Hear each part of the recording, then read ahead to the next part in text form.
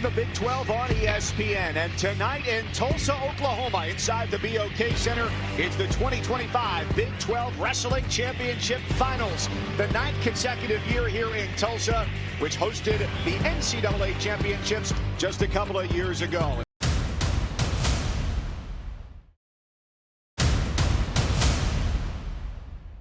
In the first 6 weights tonight here in the Big 12 Championships, you will see just one wrestler who is the #1 seed. Number 3, Jet Strickenberger. Number 4, Troy Spratley. And earlier this season when they met, Jet Strickenberger, the senior from West Virginia, said, "I'd watch an interview with Bo Nickel, the former Penn State Nittany Lion. Bo would think of a million ways that he could go out and pin a guy before a match." So Jet said, "I told our team I was going to go out there, pin him, and then gunsling it."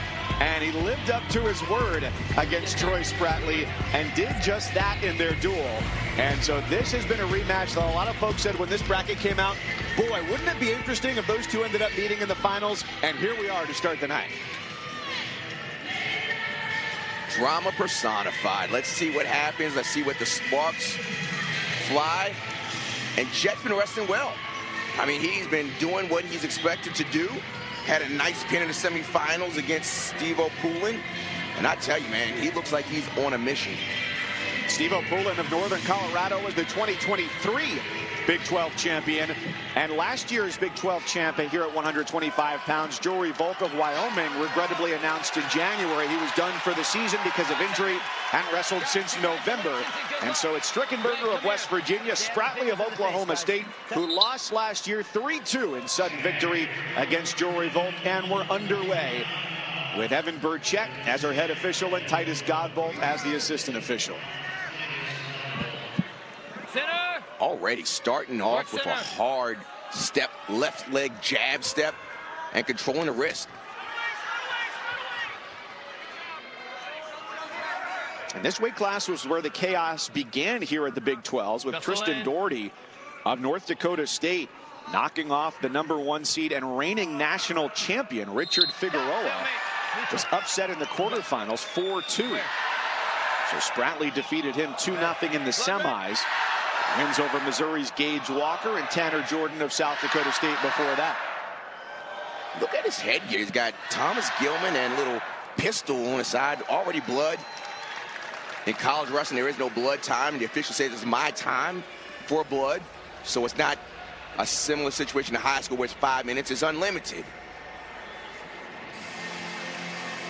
We talk about Strickenberger. He came down from 133. So he's a little bigger than other 25-pounders, stalled, but he got his weight together. Came down, and he's been really sharp at that. So, Rock, we mentioned that pin from their duel back in January. There we go. And here's how it played out. Strickenberger was pleased with the outcome of it, of course, but Tim Flynn, his head coach, said afterward, and this is a direct quote from Strickenberger, "You're an idiot," and was laughing a little bit about it. So he took care of business there. No doubt Spratley looking for revenge, the first of 6 finalists tonight for Oklahoma State. My coach can call me an idiot all the time if I'm getting pins.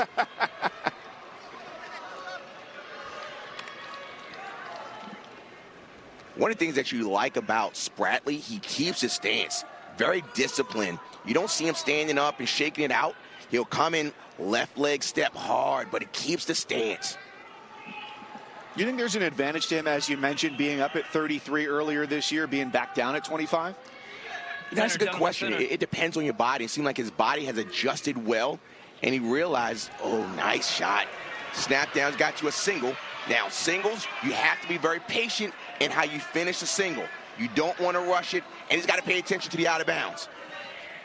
Good job by Spratley to keep the whizzer, but also fighting the wrist. He's going to chase it. Good switch. Still there. No need. So at this point, what Strickenberger has to do is kind of get a baseball grip. Grab the ankle and start to bring him back to the center where he has more real estate. He does not want Spratley to put that left right foot off the mat. They're still in. Now he's got to bring it back. Good defense there by Spratley.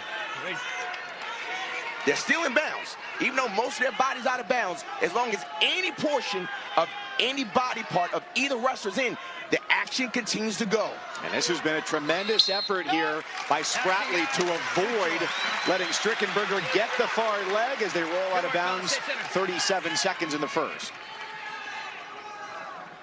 You never know, Mike, in that situation who got the advantage. It could be Strickenberger that said, I got in, I can get in. Or he could be disappointed and said, I got in and I can't finish. And Spratley saying, look, he can't finish with me. So you don't know what's going through their minds.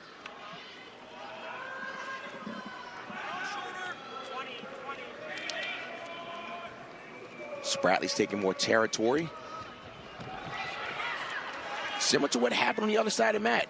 It was off of a shot that Spratley had, and Strickenberger dropped down to that single that he couldn't finish. They don't look like they're nervous. No, but scoreless at the end of one.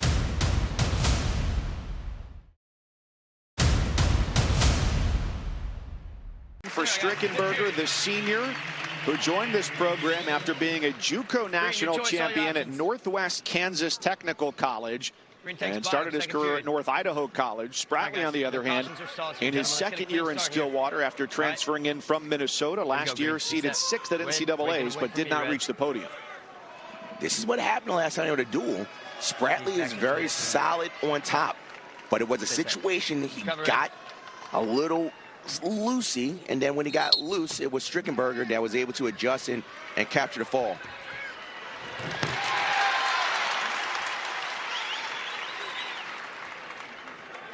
Good mat return. Easy. Applause to match that resonance on the Resolite for Spratley. All right, guys. Great job here, fellas. Let's get another clean start here. I'm looking at Strickenberger. He's breathing very slowly. Good inhale and exhale, not getting the moment where he's starting to breathe rapidly. He's taking slow and deep breaths. Stop. I've got green. Bottom man. Seems like a guy who's ready for the moment, although perhaps there with the caution a little bit too ready. Red, I need you to wait for me, okay? Wait for the whistle. Green, get set. And I don't mind this. You take your time. Ref says something happens, take your time, get yourself together until you're ready. Stop. That was you. Off the elbow. All right, fellas, let's relax. Let's relax a little bit. Reciprocal cautions, red and green. Whenever there's a whistle, somebody's going to be screaming. Wait for me, guys. Settle. Red. Strickenberger this year, Rock, just happy to be healthy. He finished 3rd here at the Big 12s last year, looking to break the grip, and they'll go out of bounds. But he said, you know, he went to NCAAs, he got hurt. First match in NCAAs in Kansas City. It was an ankle pick that popped his ankle out, and he could not fight through that. So he's back this year, but he's also planning on being back next year, too, because of an NCAA ruling that specifically took place in college football. Diego Pavia, the quarterback from Vanderbilt, started his career at the junior college level like Strickenberger did, and they said that eligibility does not count towards your Division I eligibility. Good work, fellas. You're seeing Strickenberger, he's standing up and he's trying to keep his feet on the mat. Here we go. But Spratley's doing a good job of sealing the hips. When I say sealing hips, getting right close to the hips and popping them. Let's see if he goes right back to that stand-up. Stop. Off the elbow. Calm down. You're moving off the elbow. So Spratley now has 2 cautions. Wait for the whistle. If he jumps the whistle again or another caution, Strickenberger's going to get a point. So he just needs to relax. Don't move. At this point, might be slow to the whistle. Which could also cost you. Stuck. Stop. Damn. You're caught. Okay. So there's a stalemate there. Interesting call. I don't think I've seen a stalemate when someone is standing. I've been doing this for a while, but I can't say that in that scenario. He called a stalemate there. Cover. That's. David Taylor, his first-year head coach, preaching patience from the corner. Now, Spratley has to bring him down. Control. Still in control. Stop. Get set. Titus. And the second period has had the feel of stop-and-go traffic. Guys, green, get set. And Spratley has to pay attention. He's got 2 cautions. He does not want to jump the whistle here. Wait, red. And Strickenberger has to continue to stand up, and stay on your feet. Make Spratley bring you to the mat. Gets up this time, and it's Spratley's job to bring him to the mat. And he's doing a good job of sealing the hips, keeping the pressure. You see he's stretching out that right leg of Strickenberger. And you're saying, why is Oklahoma State clapping? Because it's over a minute of riding time.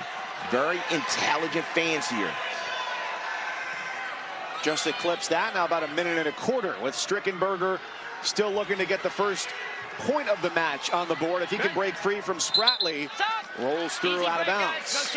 One of the things I'm noticing about Spratley, really smart wrestling, because when he stands up, he starts to grab around the hips and he looks to the out of bounds to make sure if there is a roll, they roll out of bounds. Just watch his eyes. You saw his eyes looking out of bounds. You said, okay, let me try and lift him here just in case there's a roll action. We can get out of bounds.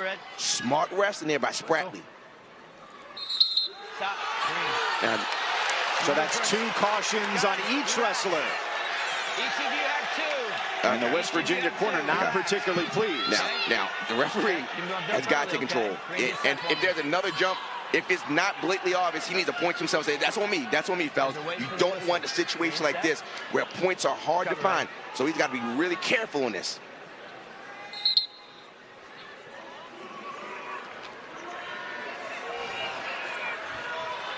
So look at him. He's looking toward. You see him looking toward out of bounds, and then there's a roll.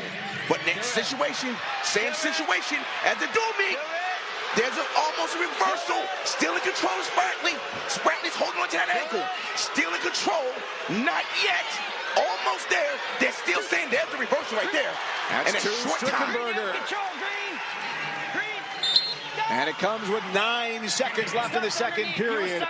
But he really battled for these last 2 minutes. And that reversal there just was not enough room to take things out of bounds for Spratley. Gentlemen, each of you have a caution. Very important for both wrestlers. Do not jump the whistle, but also Spratley wants to get out in 9 seconds, and Strickenberger wants to keep him down. This is important. Spratley's still got riding time at a minute 41, but that's diminishing here with Strickenberger in the top position. And we're on to the third. 2-0 Strickenberger. Red takes bottom. So let's look at that. It was the same situation, and then this time when Strickenberger hit the roll, he stayed in bounds. You see, he stayed in bounds, and then he got his hips higher. When his hips were higher, he was able to now swivel and then just kind of just work his way, and eventually the official said, I believe control had been established for reversal. Spratley took bottom. Strickenberger trying to keep him down to eat away at that riding time. 1:15 and dwindling. You see, I switched to one side. He was on one side and switched to the other side, and he's continuing to push it forward. He's keeping that weight forward, but Spratley's in a good position to get out. Spratley is out 2-1, but he's got the riding time still in his favor at 1:05. So as of right now, it is tied because of riding time. So really, it's 2-2. It's not 2-1 that you see on the screen. Riding time is in favor of Oklahoma State. And so we're looking at this. A takedown may pop this thing. Guys, keep things legal above the odds. Similar match to last year for Spratley, who was here in the finals, lost 3-2 in sudden victory.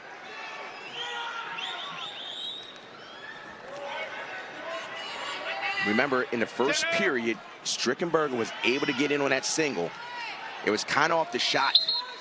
It was kind of the shot of Spratley. Now, if you watch Spratley throughout the year, he's had these matches before where he's been kind of 1-point lead or tied, and somehow he's able to get a takedown late in the match. Let's see if he can bring that magic he had during the dual meet season to the Big 12 championship. Both guys are a little cautious right now. Effectively tied with 40 to go in the third. Guys, keep things legal here. Clean it up. Here's the question. Do you want to go to overtime, or are you trying to win it in regulation? And no one's really doing anything. Just kind of holding position, kind of waiting for sudden victory.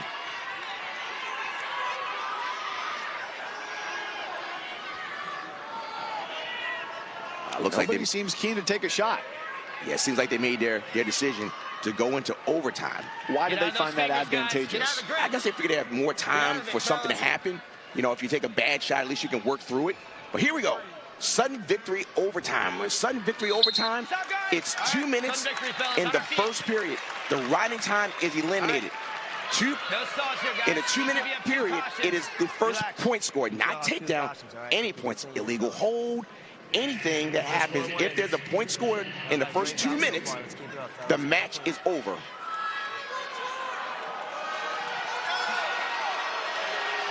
And they're just getting the riding time point calibrated to make the score 2-2 on the tower. Off we go. Sudden victory at 125. This is when you just go back to what you've been training your whole life. As the coaches have said, defense, down block, circle, stay smart. This is where you try to apply all the things you've learned since you were a little kid. Spratly hasn't had a real attack, a real committed attack yet. Oh, the most action was Strickenberger's reversal out of the bottom position. There goes Spratly. Good defense there. He's still working up. He's got to take his time here. Good defense there. What a turn of events. Turn of events. Strickenberger did it. He did it. Just when you thought Spratly had it, Strickenberger shifty got himself there. Wow. And another celebration in his second victory of the season against the Oklahoma State Cowboy, Jet Strickenberger of West Virginia.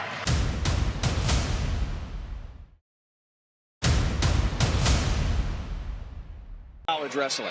I tell you what, this is going to be a good match. Now, what I like about this is what you call the mid-majors. You may say, who is Northern Colorado? And what about North Dakota State? They have wrestling teams? Absolutely. And they're finalists in the Big 12 championships. Dominic Serrano coming through, taking down Julian Klebov of Arizona State, Derek Cardinal of South Dakota State, and then Cal Baptist Hunter Leak by decision 10-3 in the semifinals. Said last year at NCAA's was in the best shape he'd ever been in, but thought he maybe overtrained a little bit, so refining his process coming in here to this year's postseason.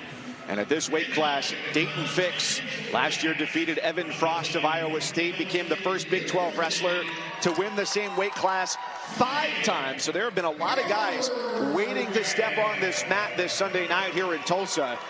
Kyle Berwick now ready to take the mat, as these two have not wrestled since all the way back in 2022. Neither of them at their original schools. Berwick at the time was at Wisconsin. Serrano at the time was at Nebraska.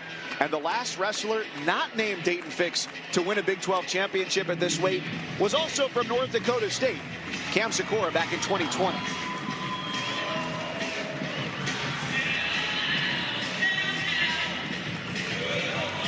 So Berwick pretty strong on his path here to the finals as well. He's headed to the NCAA championships now for the 3rd time in his career, but the first time since 2022. Every wrestler you see here tonight taking the mat in Tulsa is headed to the NCAA championships. Every weight class in the Big 12 will send at least 4 wrestlers to the NCAA championships, with most sending 6 or 7. Now pay attention. Dominic Serrano has a very quick, explosive double leg takedown. He may get it off the whistle, but just look for it.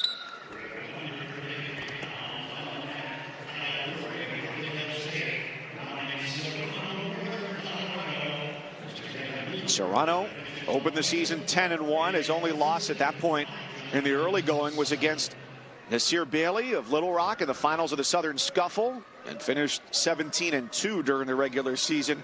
His only other defeat against Northern Iowa's Julian Farber.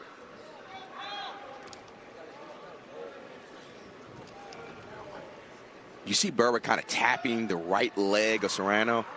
You know, it's just kind of just testing the distance and the timing, or what we call like data shots. You know, just let me see how you react. Let me see how far and if I can get there quickly. So it's not just something you see haphazardly. It's kind of measuring. Yeah, it's the wrestling version of measure twice, cut once. Or in boxing, let me just measure my jab. Okay, where's my jab? For Berwick, 3 seasons at Wisconsin, the last 2 at Nebraska. And when he went into the portal this time, a different coaching staff. And there it is, that blast double as as prophesied by Rock Harrison, and it's an early 3 for Dominic Serrano. He's been doing it all tournament long. He lowers himself, and sometimes he shoots from his knees, but this time he's from his feet. Man, that's a quick double. So hard to defend it. Gosh, and you got to be careful there, because so often, here as Berwick gets the escape to make it 3-1, a guy will go down low. He wants to change levels on you, or maybe just wait for you to shoot. And there, it's almost like he lulls you into it a little bit. You got to match his head. When his head goes down, you got to match it. If his head is below your head, he can get to the double.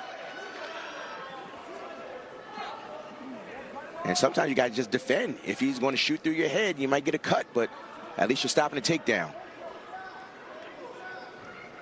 Serrano headed back to the NCAA championships. Will be in Philadelphia this year for 3 days of action-packed wrestling. Serrano last year was the #9 seed in Kansas City, and really had the best path to the podium of any of the 3 they sent there, but did not win a match at NCAA's last year.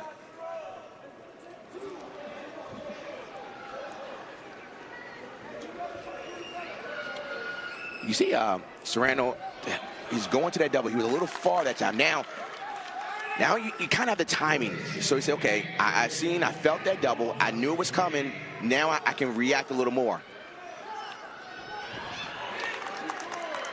Same thing with Berwick. Berwick has a shot to Serrano's right leg. He's just missing. All you need is to kind of catch the shoelaces. You catch the shoelaces, then you can kind of climb up the leg. By doing that shot, what happens is your opponent gets kind of lazy. At first, they got the leg kicking back, but as you get tired, your legs don't move as quickly, so he might be able to get it later on. First time, looks like he's missing by a lot, but as the match gets closer and longer, it gets a little easier because your reaction time is not as quick. Here's what we're talking about, that double. Watch him just lower himself. Lower and run. Couldn't even get a chance to sprawl. He's been doing it all tournament long.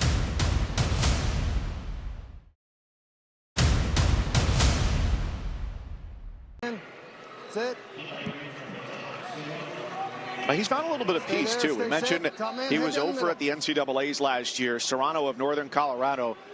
Last summer, after the offseason, so he gets out there, makes it 4-1. He started a window cleaning business, Dom's Clear Vision. Said he wanted to create an identity for himself outside of wrestling, and that helped him take some pressure off of himself, that wrestling was not his full identity anymore. Yeah, and he's not, but I'm telling you, he is running the doubles like he's a linebacker. He's putting that head right anywhere that's where his sight line is. He's going to try and drive through. That's a power double. Like he said, the power washer really changed his business. He sure did.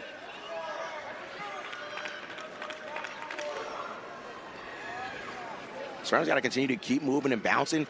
He's got good lateral motion, too. So he's not just moving straight, he's moving and then moving to the left, to the right.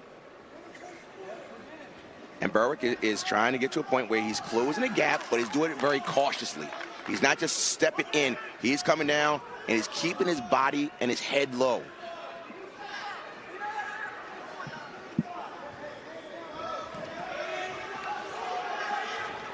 Well, nice job by Serrano to get even lower. Berwick thwarts him away. Inside a minute to go here in the second. If you look at Dominic Serrano, he's got a little cut over his nose. That's because he's trying to run his double. He's trying to put his face right through anything that's stopping from his double. If we can get that a little closer, you see it's starting to bleed right over his nose because he's trying to run his face through his opponent.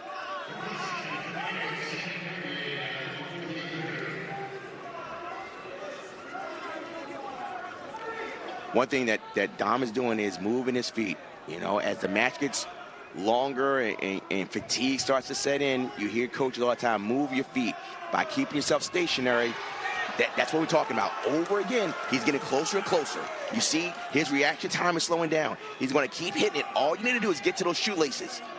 Well, Berwick is studious. His 6th year in college, and he's finishing off in grad school with a master's in education to teach physical education, following in the footsteps of his dad, who was a PE teacher. And Berwick said one day he hopes to do the exact same thing, teach physical education, and of course, become a wrestling coach. 4-1, the early takedown is the difference right now for Dominic Serrano of Northern Colorado. 4-2. And Serrano takes advantage of that quick window and turns it into 3 more. Another double. This time, he did not put his head in the chest. He immediately put it to the side. That is high IQ. He said he's defending it when I put my head straight to the chest. But this time, his head was to Berwick's right hip. Man, that was quick. Kept wrestling. 1, 2, 3. And he just stays so low. It's almost like it's the element. You know what's coming, but it's like it's the element of surprise as he just pounces on you. He does. And that's just something different. It was all straight ahead, but this time he was just a little to his left, his opponent's right hip, and got across. Set. Stay set. Head down the middle. See if he can work on his top work. So a 5-point deficit for Berwick in the bottom position.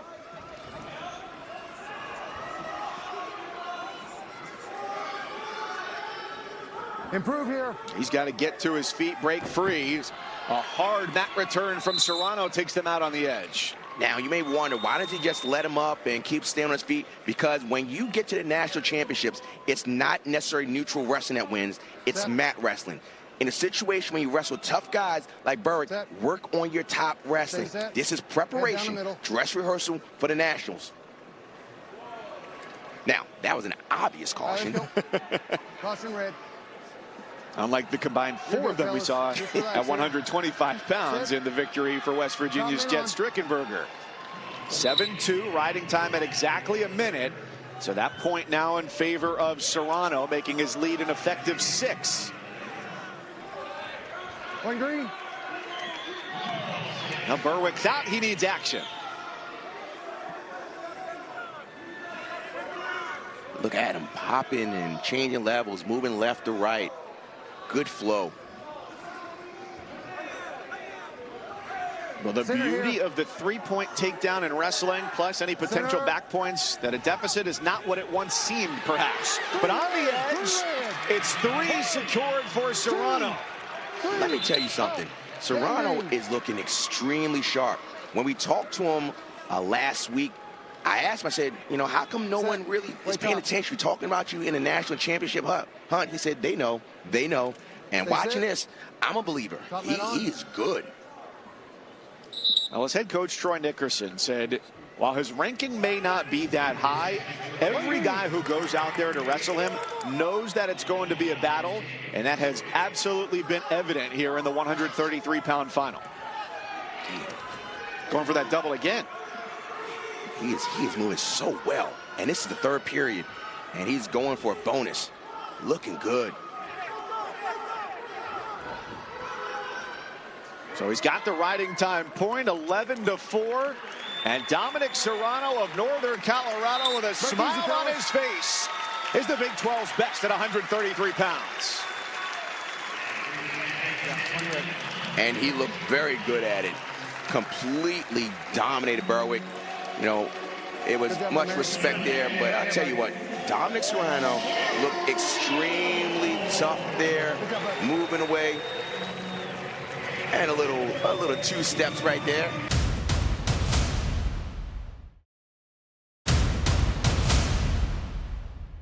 Here at 141 pounds, 2 versus 4. Cale Happel, the senior from Northern Iowa, who last year lost to Anthony Echemendia of Iowa State, and Tegan Jamison of Oklahoma State, 20-3, who defeated a #1 seed, the national champion from a couple years ago, Andrew Alirez, in the semifinals. So another highly anticipated matchup here at 141 pounds. This will be their 5th meeting in the last 2 seasons. This year in their duel, it was a 4-1 sudden victory win for Happel. And then in 2024, they met in the regular season, the Big 12 tournament and the NCAA tournament, and the Panther from Northern Iowa won all 3. So if you pay any attention to college wrestling, and certainly this postseason tournament, you know there was a lot of hoopla around Tegan Jamison and the weigh-in procedures yesterday. There was a lot of things going around on social media. Here are the facts we can tell you. Tegan Jamison yesterday was scheduled to wrestle Air Force's Carter Nogle in the 1st round. That match was delayed. The Air Force Academy Twitter account tweeted out that Jamison had been disqualified That was not true. That tweet was later deleted, and the match proceeded later than it was originally scheduled. Now, a wrestler must compete at his conference tournament to be eligible for the NCAA championships. We inquired with the Big 12, and a spokesperson told us it was simply a miscommunication over timing, and that was that. As soon as I got here yesterday, coaches came up to me and started giving me their opinions and what should or should not happen. I'm just glad that there was a decision that was made. So it's the Cowboy and the Panther. And a big match here, one of three where these two schools go head-to-head. It'll be here at 41, 84, and 97, with just 12 points separating Oklahoma State in first and Northern Iowa in second, as the Cowboys look to win the Big 12 for the first time since 2021, and Northern Iowa for their first conference championship since all the way back in 2009, with their best finish here in the Big 12 being second place. Both of these guys are measured wrestlers. They don't put themselves in bad situations. Jamison has oftentimes had a slow start, but has an explosive double. Now, Happel, he doesn't do much work from the outside. He's more in the phone booth. And when he shoots, he doesn't do what's called a penetration step. When he kind of leans with his right leg, it's just a real quick step and gets in there. So these guys are measured wrestlers and don't do a whole lot, but they make sure they keep themselves in good positions. And Happel really did not wrestle a close match yesterday. 2 majors and a tech fall, getting by Jacob Frost of Iowa State in the semis. Keep the hands legal, guys. Now in his 4th year in the starting lineup for Doug Schwab in Northern Iowa. Last year lost in the blood round at NCAA. Is looking to become an All-American for the first time this year as he gets set to go to Philadelphia. Action, guys, action. As I mentioned, Jamison has a very strong double leg takedown. He gets in and he runs his feet extremely well. And Happel has what's called a high seat. He's able to get in and grab one leg and finishes pretty effectively. Let's see who gets their offense first. Jamison, the second-year transfer from Minnesota. Last year, finished 4th here at the Big 12s. Was seeded 10th. Work through it, guys. Going into Work through NCAAs, went 0-2 at the championships.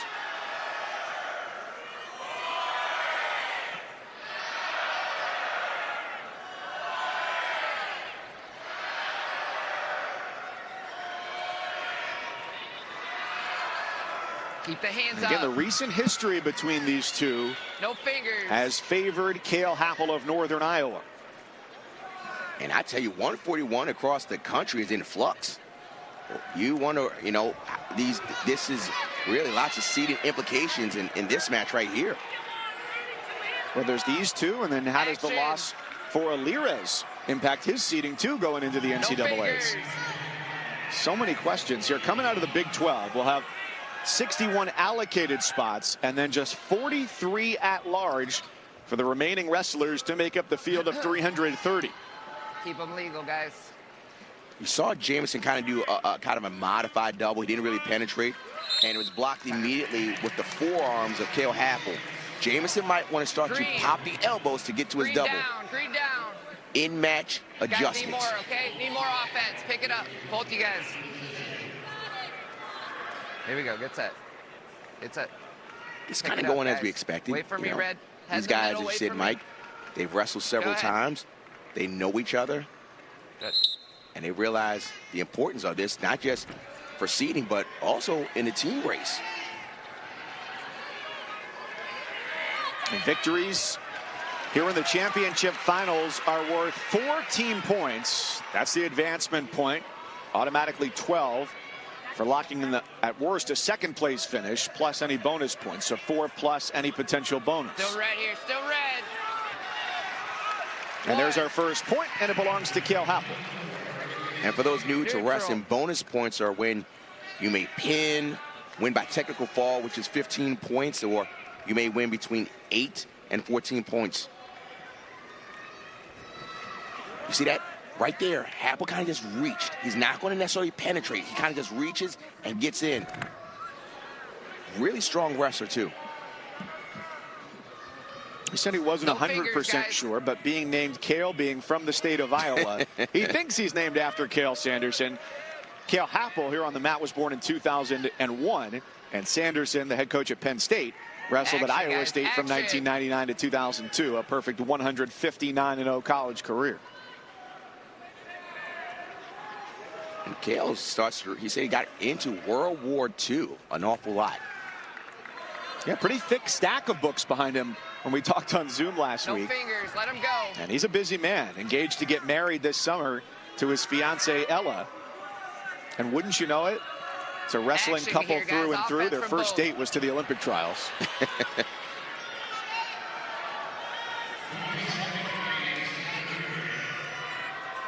Dagan is getting a little closer to the legs. Before, he wasn't sniffing the legs, but Jamison is getting a little closer to that double. We've seen this throughout his year, tight matches, and then he starts to get the timing down in the third period. Red, your choice. So 1-0, an escape point is the difference through 5 minutes. Down.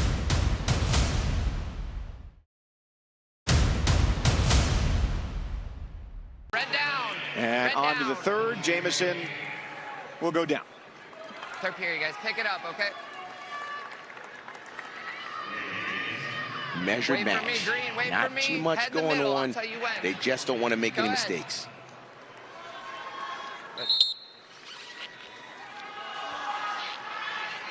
Happel was here in the finals last year, a 4-2 loser. Looking for a Big 12 title. They're back to their feet inside 2 minutes, even at 1. All right, let's see the fireworks now. It's just kind of like they were just going through the motions. I'm gonna get you an escape. I'm gonna give you an escape, and now we can wrestle for the win. Happel wants to be in a phone booth. Jamison wants to get to his double. Fingers, stay out of them. Jamison is moving his feet a little more, and Happel's kind of moving straight ahead. When you have someone that shoots a double, you don't want to just move straight ahead. There's that step. You're right, just right there. He just steps in, and now he's showing his strength. Good defense there by Jamison. But he finally got the leg. He just gets close and he just kind of steps. There's no penetration step there. Just stepped into it. And what core power from Jamison to fend off that high C shot from Happel. And Happel's, he can't just move straight ahead. He's got to circle, because if you go straight ahead to guys that hit doubles, that is in their wheelhouse. He's got to circle a little more. And that was what Happel told us. This year, one of the things he worked on was being better at attacking to both sides of his opponent's body.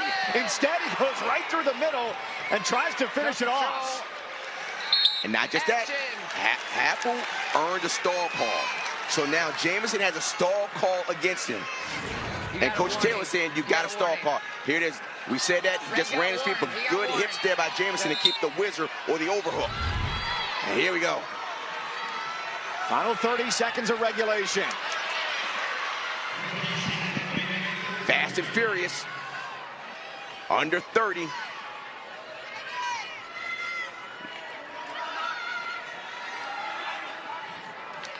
Big 12 championship, 141 pounds, 15 seconds, third period. Jamison goes low. Happel fends him off. And it looks like we are headed for sudden victory, save for some dramatic finish here at 141. Time expires, and it's 2 minutes sudden victory. Happel is getting to the legs. Now, remember, sudden victory means that any point scored. So if Jamison does any stall in this 2 minute, the match is over. So he's got to attack. He's got to move forward. And you can see Happel's confidence growing. He's able to get to the legs. He's just not able to finish it. But all it takes is one double for Jamison to set this place afire. A crucial match for the team race as well here. Just our third win of the night.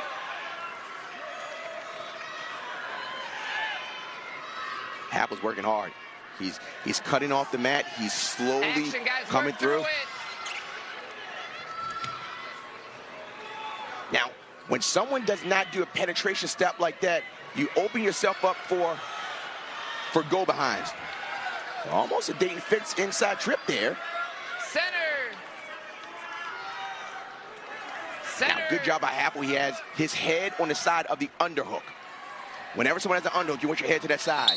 Backing, Green. out. Wow. 102, a stall call on both wrestlers. Man. All right. Do you tense up or you attack? It's equal now. One as a stall. There's the double. Good defense. They're going at it now. A little shot there. Is there going to be a re-attack? Another re-attack. They're just attacking. There it is. He's into the high C. But good position there by Jameson. Jameson is going to try and sit around. But actually, Jameson's in a good position. Could he get it? No takedown yet. Good defense there by Happel. Happel's going to lift up. No control. They're moving. Happel's trying to take it to the edge. Everybody's got to be careful here. Each of a stall call. 14 seconds left in sudden victory. Nothing, no takedown. Good hold. You got to earn something there. He's got that ankle. Trying to finish it with 3 seconds, and they're out on the edge. Clock reads 0. Now, I think they're going to say there's 1 second left here in the sudden victory period, and a brick is thrown by David Taylor in the Oklahoma State corner.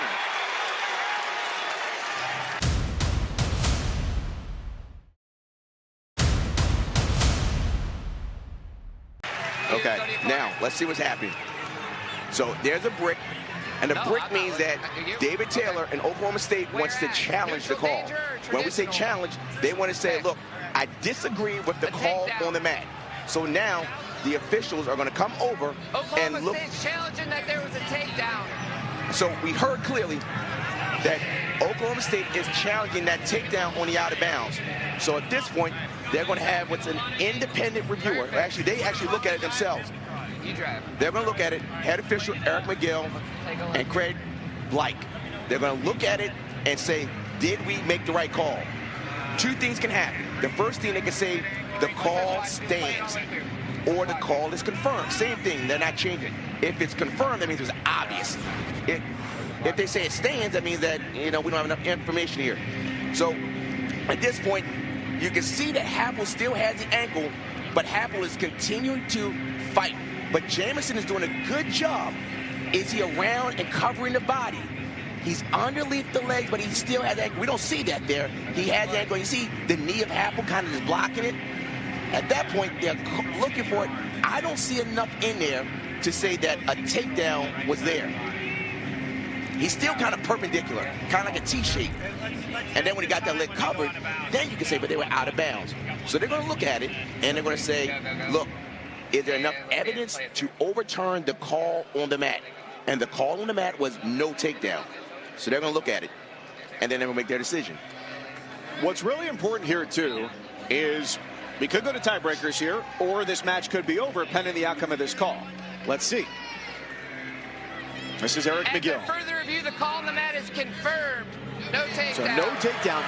If Jameson wins this match, it's also the team championship for Oklahoma State. The lead would be insurmountable at that point. There's 1 second. For Northern Iowa. 1 second. So now it's 30 seconds. There's 1 second left. Remaining. They're obviously going to go to 30-second rideouts. What happens in the 30-second rideouts? Each wrestler gets to be down, gets a choice. Either they're going to go down, top, on their feet, but you wrestle through the whole situation. So 1 second, and now the official is going to flip his disc. Red. And the choice goes to Oklahoma State. And Oklahoma State says, I'm going to take down. Jameson has 30 seconds to continue wrestling. The only time wrestling would stop is if there's a fall or a pin. Otherwise, it's going to be this 30 seconds, and then there's going to be another 30 seconds. So we have a minute left of wrestling. Good start, head in the middle. Unless there's a pin. Wait for me. Go ahead. 5th meeting in the last 2 seasons for these two. And an escape point each. And remember, they both have a stall call. Out on the edge, and not surprisingly, there was a fist in the air from Thomas Gilman in the Oklahoma State corner looking for that stall call. Both have a stall call. So what has to happen is that if Jameson gets to his feet, it's Happel's responsibility to bring him to the mat. Good start. Hey, we each have a stall, This is tense right here. not just for the match, but also for the team title. That was only 10 seconds. And Jamison is out.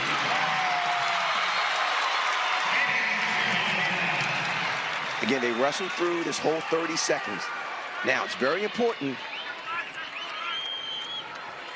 It's very important that we pay attention to the riding time. 14 seconds at the end of that first tiebreak.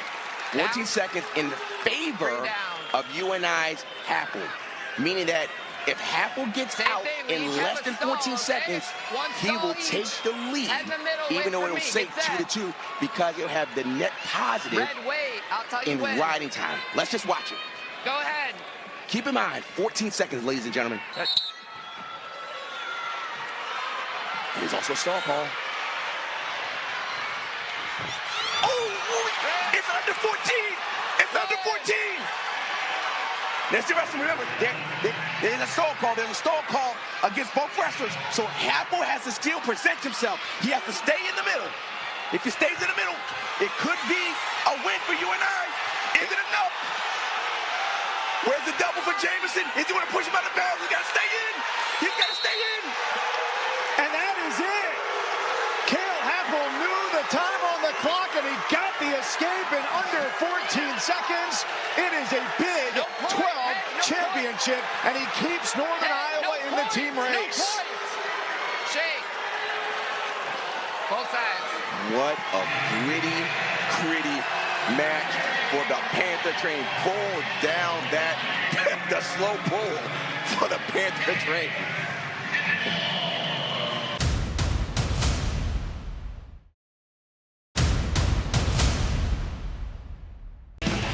Colin Rail Buto in our fourth weight class of the evening here in Tulsa is our first #1 seed. It was quite a bit of chaos yesterday on day one of the Big 12 championships.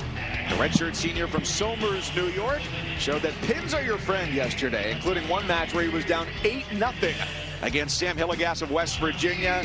And Rail Buto has now won 13 in a row.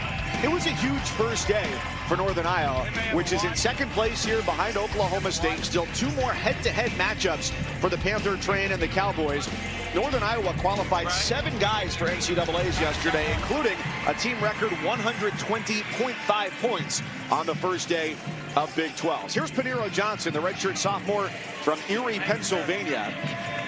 In the corners, got a 6-5 win, a 2-1 victory, and then 7-3 over Teague Travis in the semis yesterday. Last year was out of competition due to the gambling probe that impacted many sports at Iowa State. For Johnson, though, those charges were later dropped. The NCAA retroactively restored his year of eligibility, so it was a redshirt year for him. In 2024, 7 open tournaments, and in 2023 was a Big 12 champion, went 0-2 at the NCAAs. And so here comes Colin Rail Buto, who is not only a husband, he is a father. His daughter, Georgia, 5 months old. She was on the podium with him after their senior day duel at McLeod in Cedar Falls. So he is an experienced wrestler. And this series between these two is tied 1-1. Rail Buto, a winner just last month, 10-7 over Johnson in the duel between these two schools. Sudden victory at that. Keep those fingers clean. Back in 2023, which was Johnson's last season on the mat, it was 3-2 here in Tulsa at the Big 12 championships on Johnson's way to the Big 12 title. Keep the hands clean, too. Hands Two clean. different types of wrestlers. Very much Paniro Johnson keeps it close, and his coaching staff says they want him to open up because an attacking Paniro Johnson is a winning Paniro Johnson. But a lot of his matches are very close. You know, 1 point, 2 point, 3 point wins. And he's comfortable there because his defense is stout. Rail Buto, man, he scores a lot of points. Sometimes he doesn't want to score a lot of points because he has to come back. But he scores a lot, puts himself in positions. So 2 different styles and 2 different philosophy when it comes to scoring. And Rail Buto from a wrestling family, 2 older brothers. Wrestled at Cornell. Brian was a 3-time All-American, and Dylan, who finished up his career in 2018.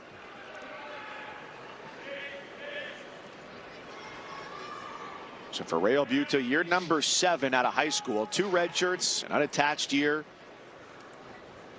and his 5th season at Northern Iowa after starting his career at Brown. And he is on the board, a 3-0 lead midway through the first. Real sneaky there. He got in that single. As soon as Panero Johnson was sprawling, he released it and got behind him. So Panero kind of fell on his face. A lot of times guys get that single and they want to just hold it and bring it in. As soon as he got that single, when he felt the sprawl of Panero, he released and got behind.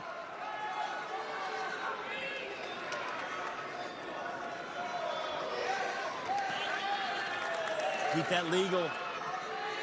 And now he's keeping the pressure forward. Doing a good job here. Green. So Panero wants to stay inbounds. No change. We're still here. Oh, we're down. Back to neutral. Rest down. So let's look at that takedown. So he gets in on a single.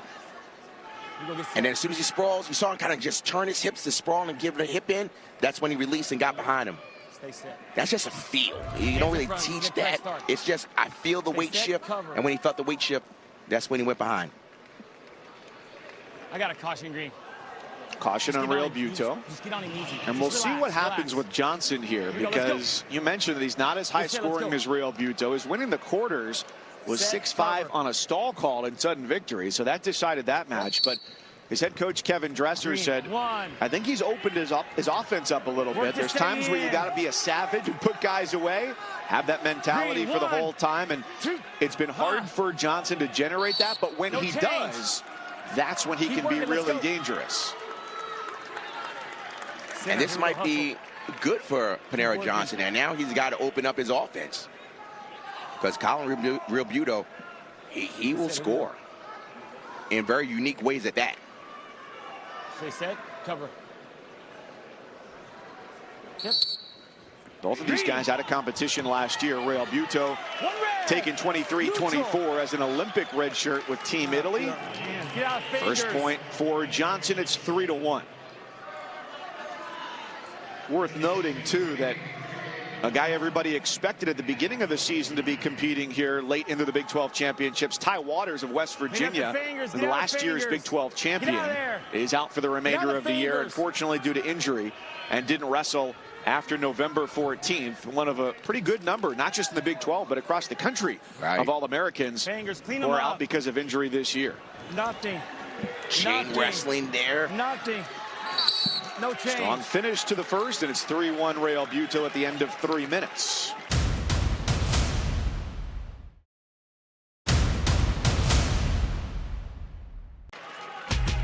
Well, some of the best teams in the NBA, top players, highlight our ESPN NBA Wednesday doubleheader. Shai Gilgeous-Alexander and the Western Conference leading Thunder go up against Jason Tatum and the Celtics, 7:30 Eastern. And then out west, Nikola Jokic and the Nuggets host Anthony Edwards and the Timberwolves with NBA Countdown tipping off our coverage at 7 Eastern. We go into the wrestling postseason mid to late March, and the NBA will be wrapping up its regular season just about a month after that with the play-in and then the start of the playoffs. Real Buto is committing to the ride. When we say that, that means he's committed to keeping Panero down. He's putting the pressure forward, trying to lace the ankle, but Panero Johnson's doing a good job of kind of covering his ankle. And then he knee slide up. That is perfect technique. Keep the ankle covered and then knee slide out. Now, Real Buto went back for a shot, and then Johnson turns it into underhooks. Russell on the edge. Stalemate, neutral. Break easy. Easy. Be smart. Be smart. Be smart. Hey. We're not going to do any extracurricular. A little extra there. It's just telling me, you know, I'm getting up and I'm using your head to push off. Keep the hands clean. Hard gloves. Okay. All right.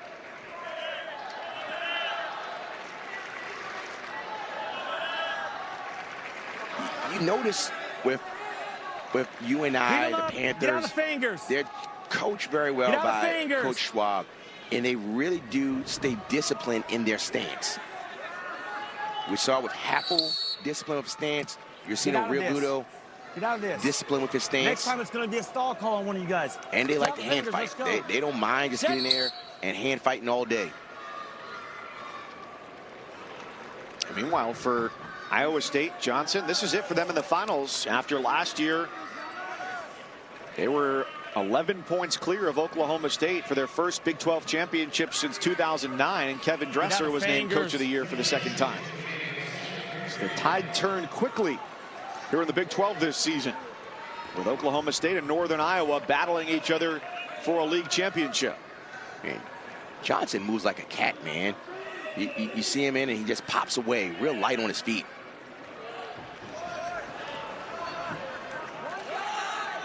Even in that exchange where Johnson is moving around, Real Buto's kept his stance. Hey, discipline I'm not going to tell in you guys keeping your stance. Fingers. What do you want? It pays off. Freeze down.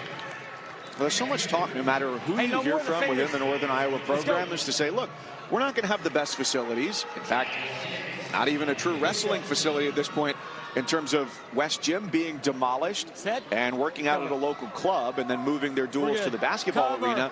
Also not going to have the most money in the state of Iowa to recruit the best wrestlers, but when we've got our guys, we know that they're a right fit for our system because they want to be here. And that's being confident in who you are, not changing. Well, the Tide says we need to be this way, or we need to have more NIL, or we need to have better facilities. Coach Schwab and the UNI Panthers, they know who they are, and they're not ashamed of who they are. One green. Johnson was working on dwindling the riding time. It is under a minute now, but Real Buto gets the escape, and his lead is 2. Now, this is kind of a Paniro Johnson match. Kind of these tight matches. Keep the hands clean. They're in here just fighting, little pushing and prodding and snapping. There needs to be a flurry for Paniro Johnson. Just one clean shot isn't really going to do it with Real Buto. And if Real Buto hangs on to win this, the lead right now is 8 points for Oklahoma State. It would shrink it to 4 between the Cowboys and the Panthers. Paniro Johnson, he's in on the shot. He's in on the shot. But hey, Real Buto can do the best, and it's kind of kicking the head. Nothing. He's very good. He's very good. Okay, potentially dangerous. Stops it at 38 seconds. Colin Real Buto is good at scrambling. Scrambling means like you scramble eggs, it's all over the place. That's what scrambling means in wrestling. They're all over the place. Guys, let's go. Set. Fingers, get out of there. Get out of there. Johnson needs a takedown to win it here inside 30 seconds for the championship at 149 pounds. He goes low, drive through, and it's 3 for the Cyclone. And Oklahoma State fans know what this means. Paniro Johnson, a typical Paniro Johnson match. He just stays tight, little in. He's got to hold him down. He's still in control. He can give up a stall call. He can give it up. That's fine. It's all right. He's got to continue to bring him down. He's working. He's working. All it is an attempt. And he hangs on for the finish. The late 3.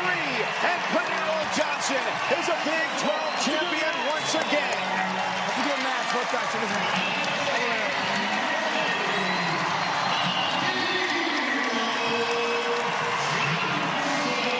When it all boiled down to it, that was a Paniro Johnson match. Keep it close, trust your offense, and continue to work hard. Look at this takedown. He knew he had to get his sprint going, and he dropped down to a low single and got to both ankles. Low single, got to both ankles, cut the corner, and held on for dear life. Smart wrestling here is that he knew he did not have a stall call, so he can give up a stall call. You may say he didn't bring him to the mat. I don't care what you think. Is he attempting to bring him to the mat? If he attempts to bring him to the mat, he's not going to get caught for stalling again. And at that point, he holds on for the win. Well, huge for the Cyclone, who gets his second Big 12 championship after being off the mat last year, and keeps it an 8-point lead in the team race for Oklahoma State over Northern Iowa.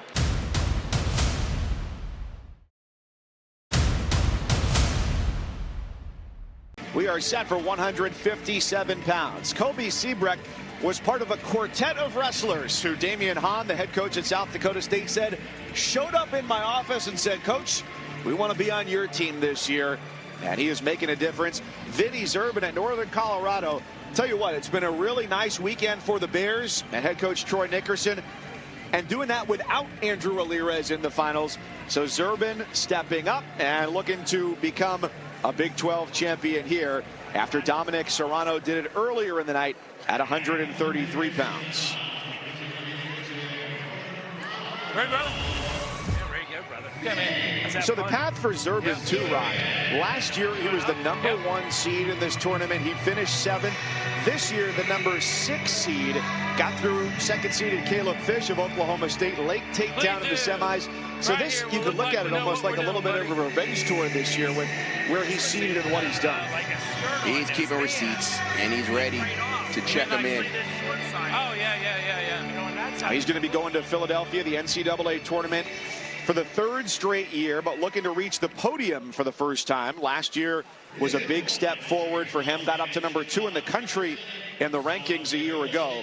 Kobe Siebrecht spent 5 years at Iowa, but only 1 season as a starter, which was back in 2023. Reached the NCAA tournament. And we mentioned one of 4 wrestlers to transfer from Iowa to South Dakota State. Came along with his brother Cade, Zach Glazier at 197 pounds, and Drake Rhodes as well. His younger brother Cade, a teammate with him at Iowa for 2 seasons. Another brother Cooper wrestled for Minnesota State at the Division II level.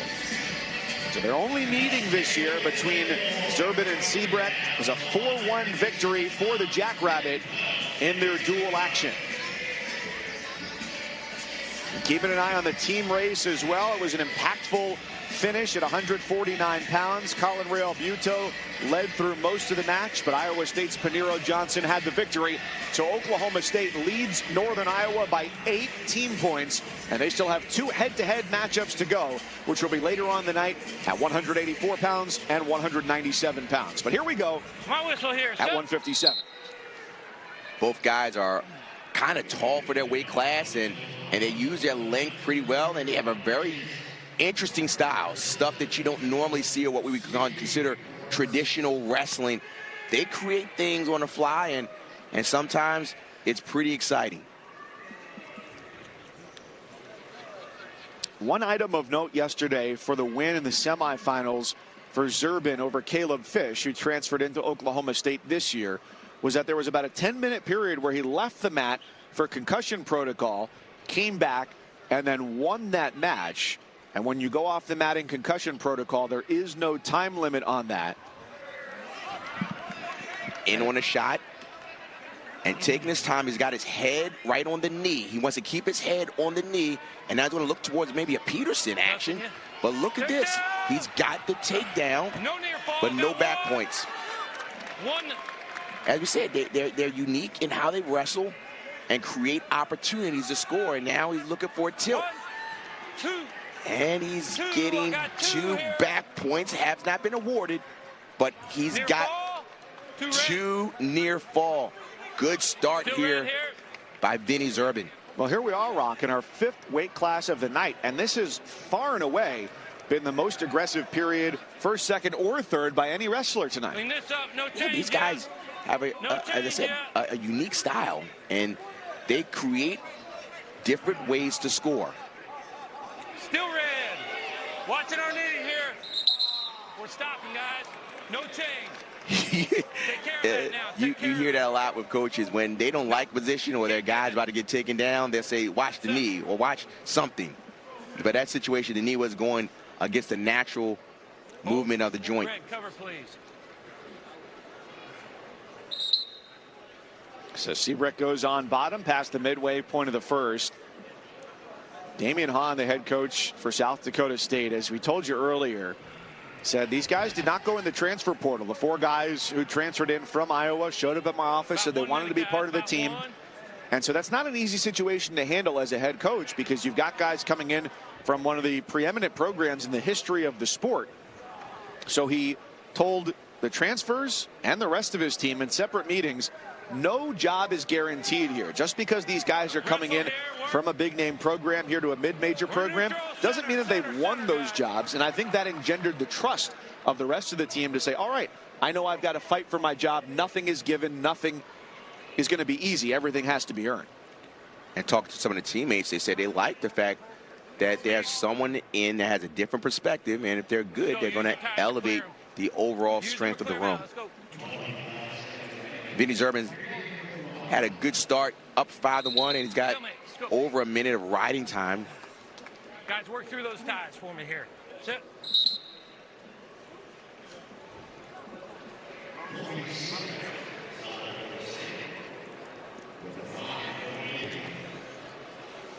So we got some points scoring, as you said before. They open it up, and you know, as Zurban, you don't want to say I'm up by 4 and I got riding time. You don't want to just slow down. You want to keep attacking, and obviously Seabrook being down, he knows he has to, you know, start scoring more.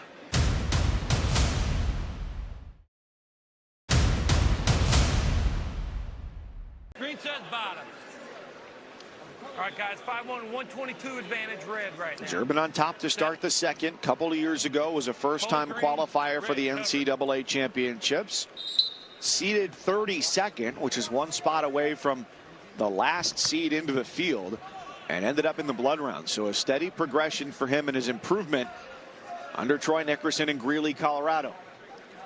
And you see that Seabrook is trying to push that ankle away and kind of push it away from his body.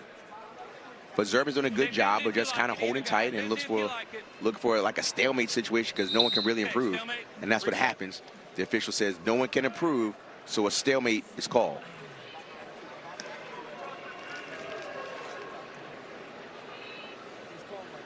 Okay, green set, red on. Seabrook is down, and riding time is getting close to 2 minutes for Zurban. Good pressure here. He put the leg in, and you see he's continued to keep the pressure forward. Oh, there could be a problem. Red. Good job here. Not nervous. Just shifting his weight, shifting his hips from one side to another.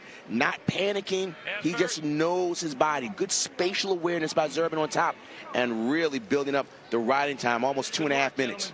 Yeah, seemingly in full control of every situation, able to anticipate where his weight is going to drag Seabrook to go. Less than a minute to go in the second, and over 2.5 minutes of riding time for the redshirt junior from Illinois. Come on in here. Center up. So the Seabrook's score, got a second. Center. 5-2, but riding time is strongly in the direction of Zurban. Thanks, Steve. Center, please. Work in.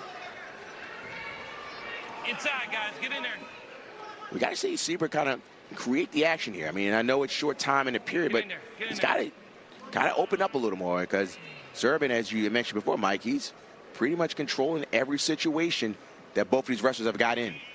And he's trying to make it 2 for 2 on the night for the Bears, with Dominic Serrano being a Big 12 champion earlier in the night at 133 pounds. Seabrook is the only representative for South Dakota State in the finals tonight. Oklahoma State leading the field with 6. Northern Iowa 4 finalists.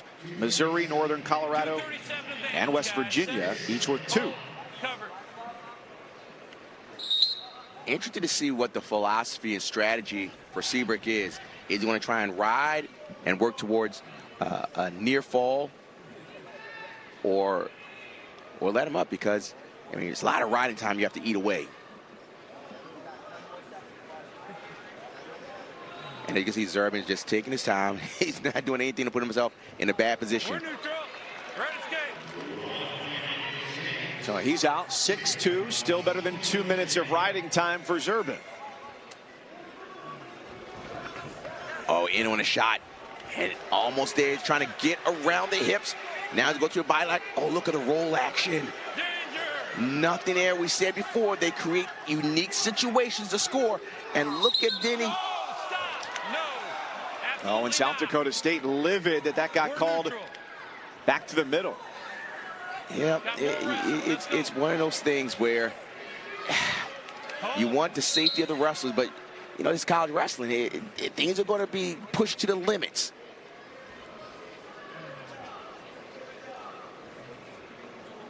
But So Seabrook the was impetus in here is on Seabrook. Yep. Seabrook was in on a shot, and you know, because of the scoring now, a takedown and some back points, and Come on in, guys. it's a different match. Warning, red. Stalling against Zurban, but Zurban, he kind of blows it off. Okay, it's a stall. You're looking at this similar to the way Paniro Johnson had his stall at the end against Colin Real Buto. Right. It's not going to hurt. At this point, Zurban's just got to be smart. Now, he doesn't want to just go back up. Now, that's not what you want to do. You back up straight up like that. That makes it easy to call stalling. So he kind of just backed up and kind of just started wrestling on the edge. Smartly goes back inside. But they're out with 31 seconds left. I got it. Zurban has just got to just yeah, there you go, just kind of jab and keep him honest. Red warning. One green. Another stall, and now it's a takedown difference, save for the riding time. So the lead for Zurban still effectively 4 here.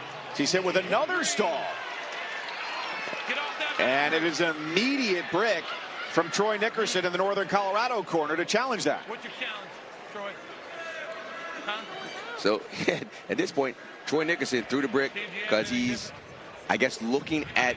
Okay, we'll look at it. Let's see what to call it. He's challenging that they did not go out of bounds for a backing call. All right, so the call is that they're looking to say Zurban did not back out for a backing out stall call. Now, at that point, both of these officials, Derek Law and Steve Wirtz, are going to take a look.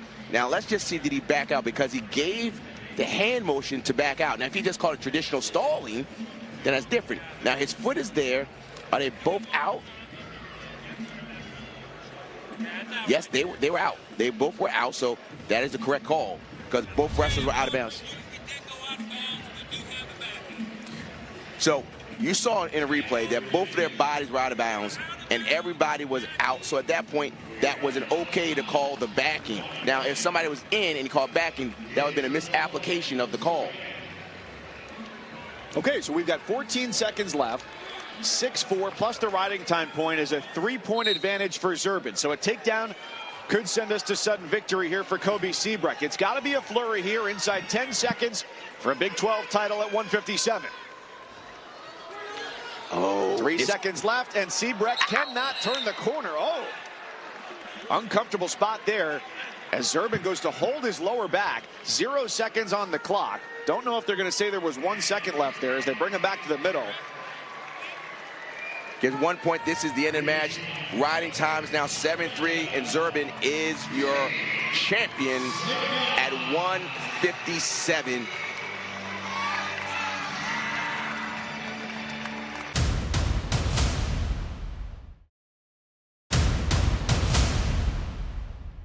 Here is Peyton Hall, his 5th straight trip to the NCAA tournament this year, looking to be an All-American for the 3rd time.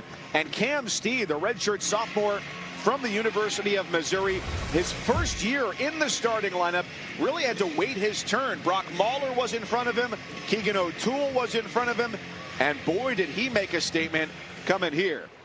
Peyton Hall, by the way, huge weekend for him, surpassing the all-time wins record, going past Greg Jones at West Virginia. Jones, a 3-time NCAA champion.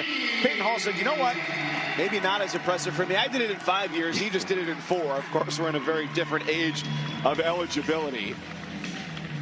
But nevertheless, he's going up against Cam Steed, who upset top-seeded Terrell Barraclaw of Utah Valley 6-3 in the semis here to get to the finals. Before that, a major and a tech fall. And so he said, you know what, I'm glad to finally be in the lineup. What I've learned these last few years has really paid off for me. A guy from Collinsville, Oklahoma, just 20 miles north of here, said he would come as a high schooler to watch this event, and now he's wrestling for a Big 12 title. One of the things you see with Cam Steed, it shows you can stick around at the same program. Doesn't matter if you may not be the starter, kind of wait your turn, and then you're getting better, especially when you have national champion that's working out with you on a daily basis. Stick around. You don't have to always transfer. And Cam Steed is showing that you can stick with a program and still get close towards your dreams. Peyton Hall, the graduate student from Chester, West Virginia, who met Tim Flynn and his staff when they were at Edinburgh. Good handshake. And representing his home state against Steed, who was a 4-time high school state champion here in Oklahoma. Peyton Hall is one of the most athletic guys at 165. Extremely flexible, knees go in different directions, but just a guy that can do a lot of things well. Very athletic.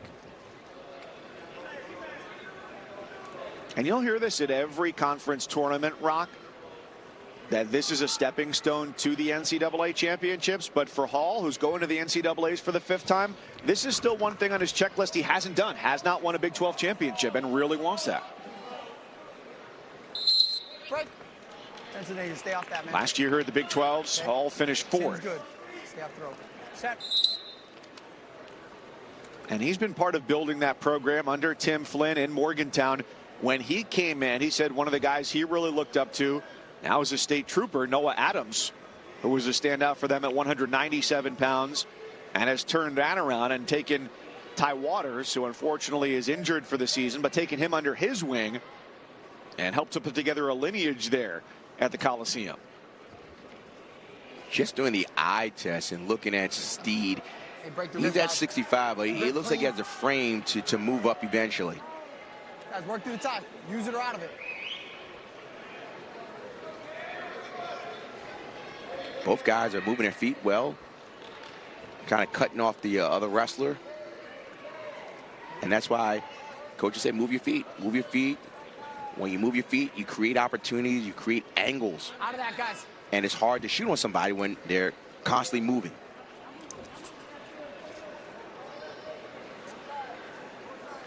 And we'll get a new champion here after the same matchup the last 2 years between Keegan O'Toole and David Carr.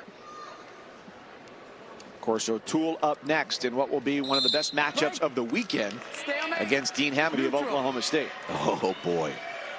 Yeah. Go to the bathroom now, ladies and gentlemen.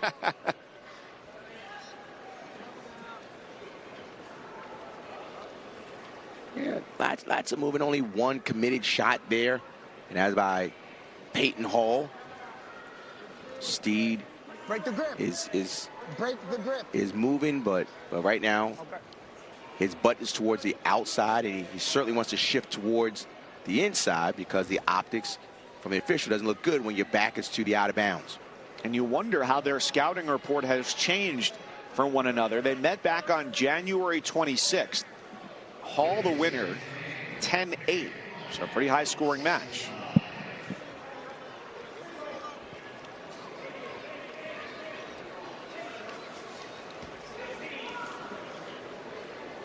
Certainly would be relative to what we've seen so far tonight. The most points anybody's put on the board has been 11 of Dominic Serrano at 133. Yeah, Dom looked good. These guys, just, you know, not a surprising first period. You know, kind of nervous. You know that lots of at stake. You have the obviously the individual title, but also seeding implications.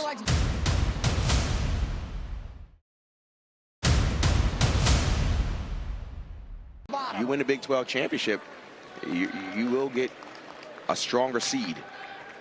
Wait for me, Red, all right? So Hall starts out on bottom here in the second. He finishes up 6th year at West Virginia and got to go back to his alma mater, Oak Glen High School in West Virginia this year. What was important about that for him was that his grandmother, Anita Hall, was able to come to that match. She watched him wrestle. She lives in a nursing home, doesn't get to come to a lot of his matches. Can't travel very far, so that was really impactful for him. He's in a tough spot here, though, against Steve. Oh, man. You see how I just moved? Oh, that's interesting. First point on the board there for Peyton Hall. That's interesting. They want to look at that. They may want to look at that to see if both were out of bounds, to see if that was an escape. And that's exactly what they're going to do. They're going to do a time just to look to say, were both people out of bounds at the time before the escape was awarded. Eric Boucher on the left there, Josh Briscoe on the right. Go over to the monitor to have a look. Mike Cousins, Rock Harrison, former NCAA wrestler and official with you. So in this situation, you see him hopping from side to side. Still control there. So they were... It's when Hall's left foot comes back in, right? Correct, but we can't see the head official when he put his finger up in the air. If we can see when he put his finger up in the air, we can say, yes, that was perfect timing, or was it not? So it's hard for us from the camera angle that we see if it was. So let's see where his finger's up, and then look where the out of bounds is. So he's still in control. Still in there, out. They were out before they came in. So let's see what the call is. After officials review the sequence, the call on the mat is confirmed. We have one lost control. So they said it was confirmed, and they do believe that Hall did escape. They believe, I don't. So 1-0 for the Mountaineer, who was a winner 10-8 back in late January in the duel between West Virginia and Missouri. Tigers had a tough year this year, Rock. Hey guys, break that grip for me. A lot of injuries for that squad this season. Yeah, they really got hit with the injury bug. But that's across the country. Lots of kids have gotten injured, and you start to wonder why. Why is there a string of injuries? And people have different views, but talking to other coaches, they say, you know, we got to be more careful because these younger guys in high school, junior high school, they're wrestling so much.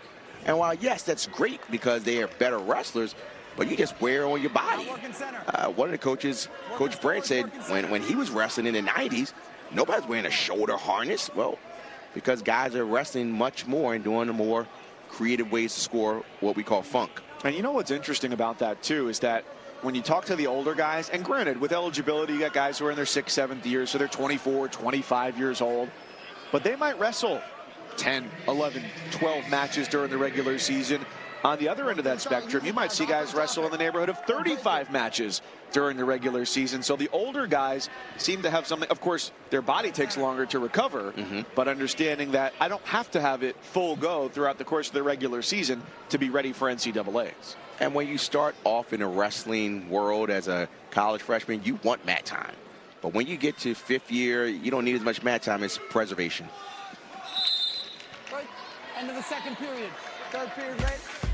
Next Sunday, it's the exclusive announcement of the 68-team NCAA Women's Championship field. A breakdown of every team, every matchup in each region, 8 Eastern, 5 Pacific on ESPN for the NCAA Women's Basketball Selection Special presented by Capital One.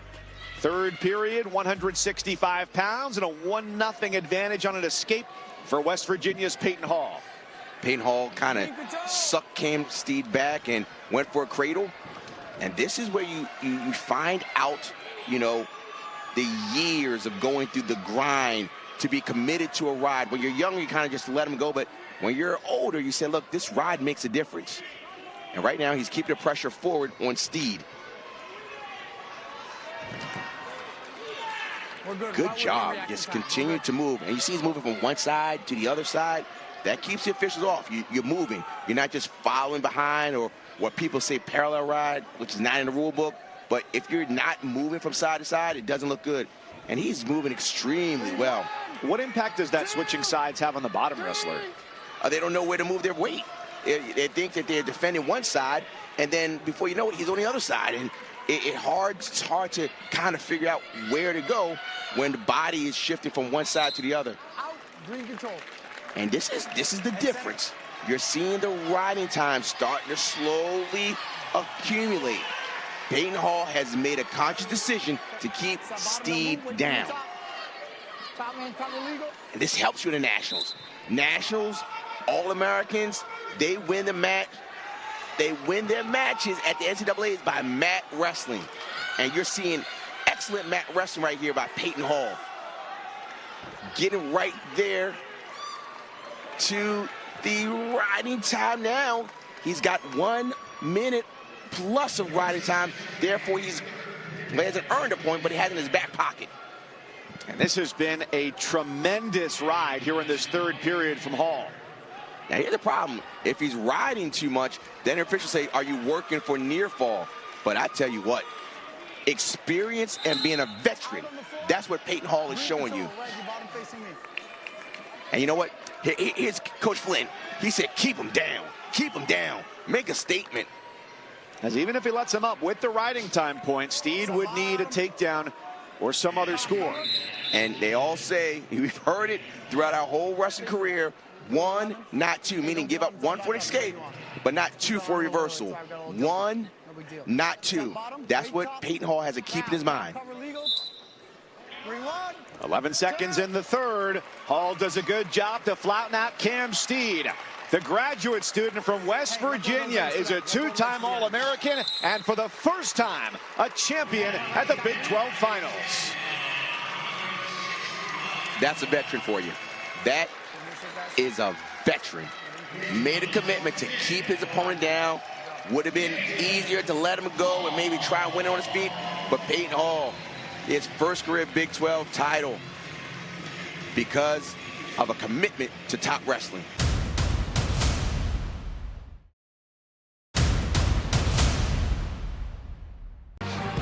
174 pounds, the Big 12 championship, and for the first time in NCAA action, it's Dean Hamady and Keegan O'Toole. O'Toole out of Missouri, perfect record this year, a 2-time NCAA champion, 4-time All-American, and Dean Hamady at Oklahoma State now after transferring in from Wisconsin, where he spent 3 years, a 2-time All-American and 3 trips to NCAA's Rock.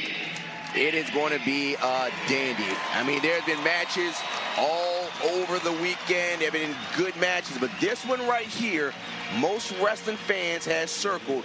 Couldn't wait for it to happen. We're about to see it in about 2 minutes.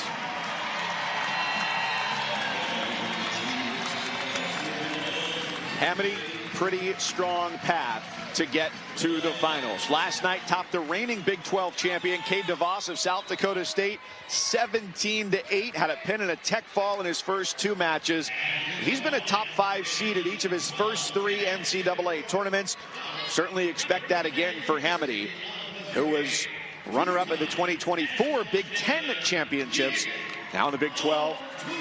And it'll be Keegan O'Toole on the other side after 4 years, 2 titles at 165 pounds, moving up for a new challenge this year at 174 pounds. Keegan O'Toole, smart, been in these situations before. His battles, absolute battles with David Carr, has prepared him for another top-rate competitor in Dean Hamady. Ladies and gentlemen, sit back, relax, and enjoy top-level wrestling. Ready? Ryan Hagan, Eric McGill, the officials here for this match at 174 pounds. For O'Toole, it was a couple months off the mat this year from December to February, came back late last month for their duel against Iowa State. He said, patience was big for me. Didn't always have it throughout the course of my career. Just had to let my body get back to where it needed to be. Big match here for the team race as well, with one of 6 Cowboys out on the mat. The lead right now for them over Northern Iowa is 8 points, and every victory in a final is worth at least 4 team points, and any bonus if that applies. Dean Hamady he's in on a good shot, but once again, it's a single, and singles, you have to be patient. No surprise, both guys have been in this situation before. Improve. You can see that Keegan is just kind of being patient right there now. What was interesting is Dean Hamady shot towards Keegan's right leg. He usually shoots a low single to his opponent's left leg. So do you think that's something strategic he saw, or just trying to throw off the scouting report? Well, if Keegan's left leg is back, it's going to be a long distance to go for his low single. And so therefore he took the leg that was in front. And in on a single is Keegan O'Toole. Guys are not rushing here. Good hip pressure there by Dean Hamady. Both guys are just kind of moving. Keegan O'Toole is still there. There's no control there. Keegan O'Toole it's almost a butcher situation, but he's locking the legs, no control. He has not hooked the ankle yet. Nothing yet. Look at this. This is just A+ here. Look at the strength here, the core strength rolling through. Who's stepping through? Man, I tell you what. Oh, my goodness. We said it, A+ wrestling here. Absolute wizardry from Keegan O'Toole to get out of there and draw a stalemate. Man, that was good top-level wrestling. Just move around, little roll action, get through, and back to their feet.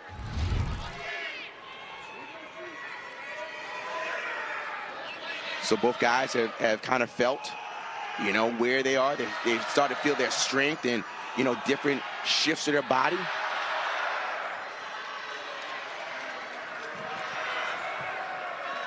Dean Hamady was one of the biggest pickups in the portal this year as David Taylor took over for John Smith at Oklahoma State.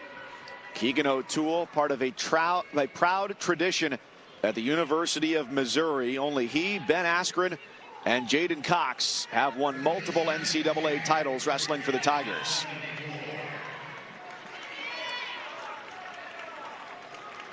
Both of these guys are just, you know, they're not feeling each other out, but they're just looking for just that one break, that one opportunity, that moment, because obviously they respect each other a lot. Good scramble in the first period, and we're about to shift towards the second period. Really good high-level wrestling there. Rock, I got a kick out of what O'Toole said. Mentioned he needed to be patient with his doctors. He said, it was big for me. Obviously, my wife and I are not good at that. We got married pretty quickly, but I had to let it happen with the medical team. And a scoreless first period against Hamady, who goes on bottom.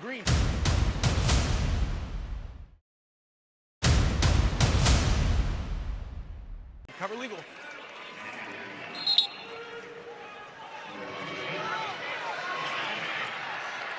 Hamady coming out of high school, Joliet, Illinois, was a 3-time state champion. And an early scramble in the second. And he's dropping down, so he's going to pick up that stall call. So there's a stall call against Keegan O'Toole because he dropped down. Even though it was the natural flow, the official felt that he dropped down. So keep that in mind, stall call against Keegan O'Toole. One of the things that you see with Hamady, he does a sit, and then he changes over pretty good. So he's got to make a decision, and he made a decision to let him go. He already had that stall call. Now, let's see if Hamady goes back to that low single. Keegan's doing a good job of keeping his left leg behind, and that's generally what Hamady shoots for, his opponent's left leg.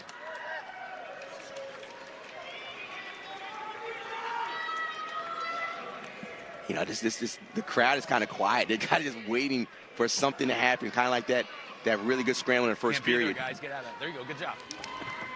A far distance with that shot for Keegan O'Toole.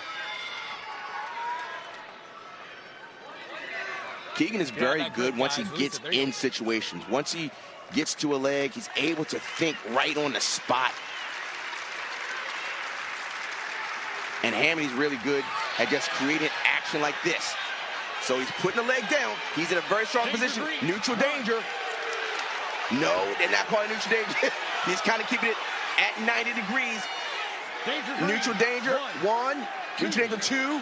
He broke again. Then there's a 3 takedown. They gave it to him. So Hamady gets that takedown. It's very important that he wants to end this period on top. He was going for more than just 3 there here late in the second. So he's doing a claw ride. Hamady's doing a good job. Got the leg in. And now he's ending the period on top with a 4-0 lead on Keegan O'Toole. What are we about to see for this last period? The only time they've met, which was not NCAA competition, was November of 2022 at the All-Star Classic. 7-1 Keegan O'Toole in that one. So at this point, he hooked the leg and kind of just continued to move to shift, and they finally got that takedown. And O'Toole is out for his first point. 4-1.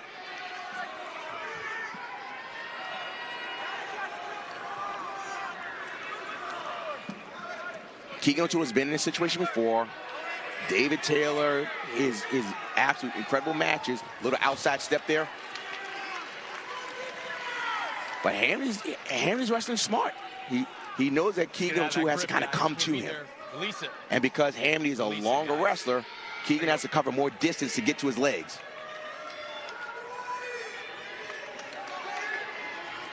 Good, smart wrestling here. Let's see what happens here.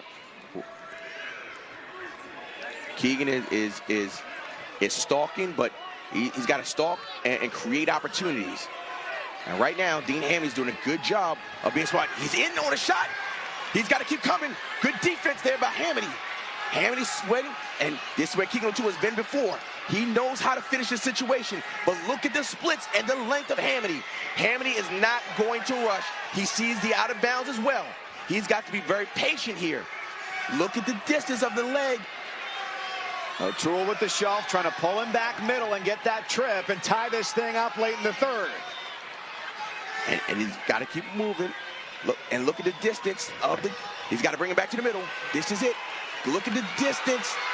Did he get it? O'Toole gets the three.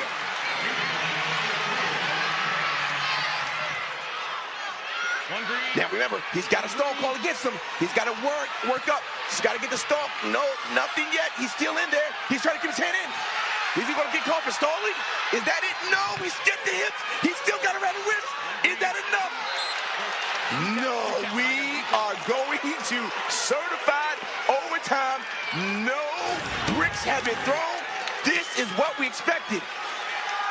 We fished it. And then he finally got that takedown here. Now we're in overtime.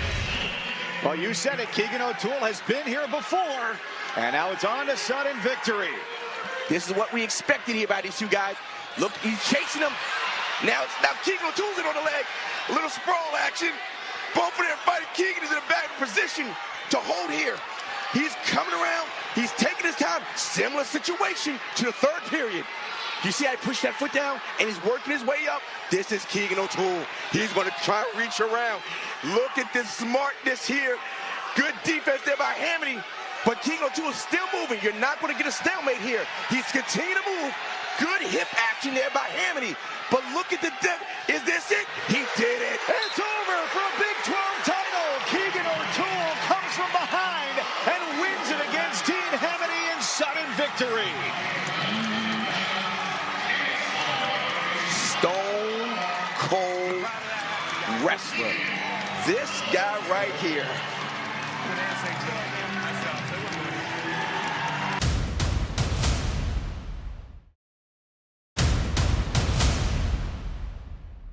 Well, fans of top-level college wrestling, especially in the Big 12, know that this has been a constant matchup over the last several years. Not only a rematch of last year's Big 12 finals, but of last year's NCAA finals. Parker Keckeisen going for a 5th Big 12 championship, trying to match Dayton Fix of Oklahoma State in that category, is 5-0 against Dustin Plott all-time. And here comes the Cowboy.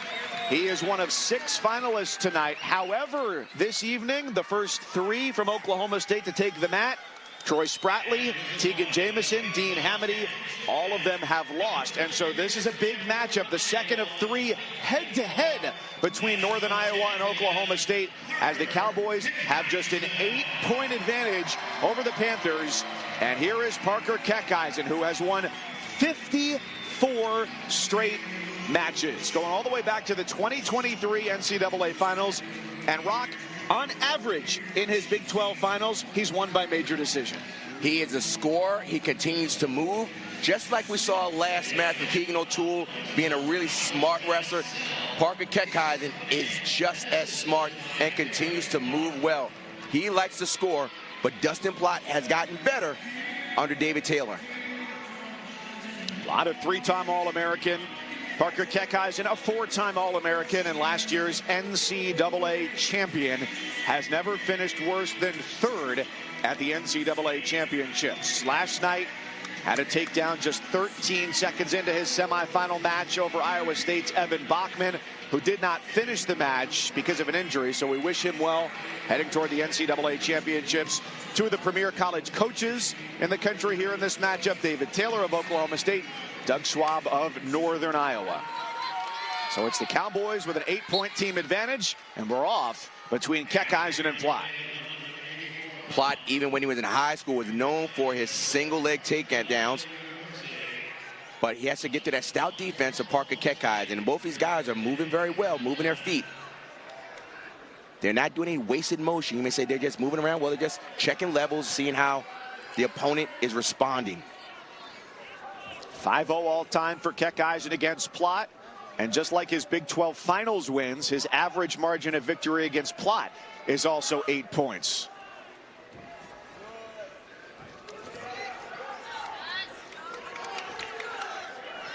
You may say these guys have wrestled so many times, they should know each other, but they keep getting better. Each one of them is adding a little wrinkle to their offense and their defense. So the same wrestler you may have wrestled a month ago, 2 months ago, they're going to be a little different. For Plott, after last season, you know what's interesting? Usually Plott usually gets to the line very quickly to come there. And we know that Parker Keckeisen usually takes a scenic route. But this time, Parker Keckeisen stayed to the outside. And when Parker Keckeisen came in, that's when Plott's in on the shot. And just like that, Keckeisen is quickly out of it. Yeah, Plott doesn't get to the line like he would before and wait for Keckeisen. Something to note just a minute into our 7 of regulation. For Plott, who last fall helped his head coach David Taylor train for his trip to the World Championships in Albania. This is what we said before. This is what Plott has done for his whole career, that single leg takedown. And he's in there. Still, mate, we're neutral. Go. Northern Iowa has had dominance here at this weight, 7 straight titles at 184. And once again, Rock, Plott not going right to the line. That's right. You've seen it. Now he's doing little mind games. I'm not waiting for Parker Keckeisen. He has to wait for me. Go, guys. Come on, keep it clean. The mind wrestling here. Got to try something different. Plott this year is 18-3, and 2 of those 3 defeats have come at the hands of his current opponent. Fingers. Plott's doing a good job. He has his head on the side of the underhook. Fingers, let him go. And when you have the head on the side of the underhook, it's a little more challenging for your opponent to create offense. Now, let's see what happens. The walk around. Hey, I'm Dustin Plott. I'm going to walk around too, and I'm going to wait for it. I'm going to wait for Parker to get there, then I'm going to get there. I love it. Oh, good shot. A little misdirection. It was so subtle, that misdirection there. Keckeisen collects the first 3.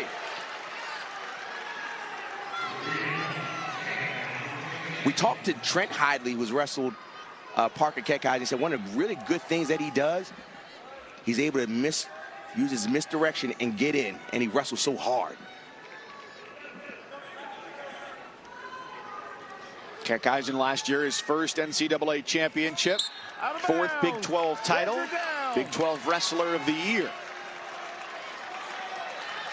Now, because they are not in neutral position, Dustin Plott has to get set first. Set, cover, green. You don't want to be the first one to the party unless you have to be.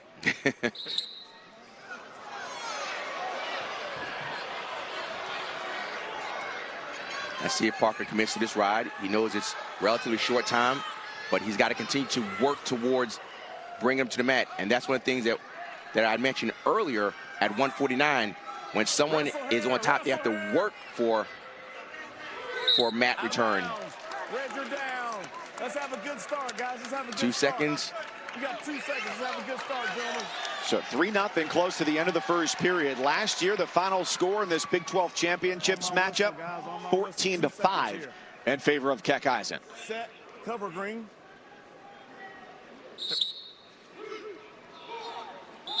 And a takedown separates them after 3 minutes.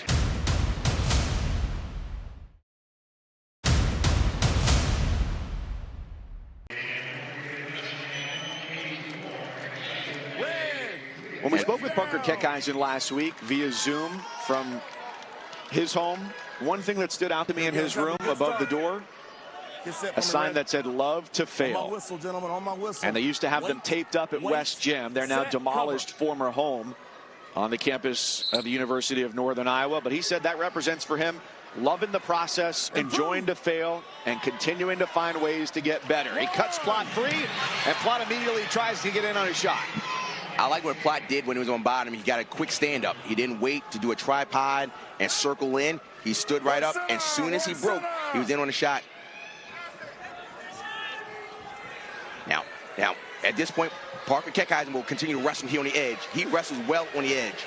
He does not, he's always seems like he has eyes everywhere because he knows where he is at that point. But good chest wrap here by Dustin Plott. Right on the edge wrestling.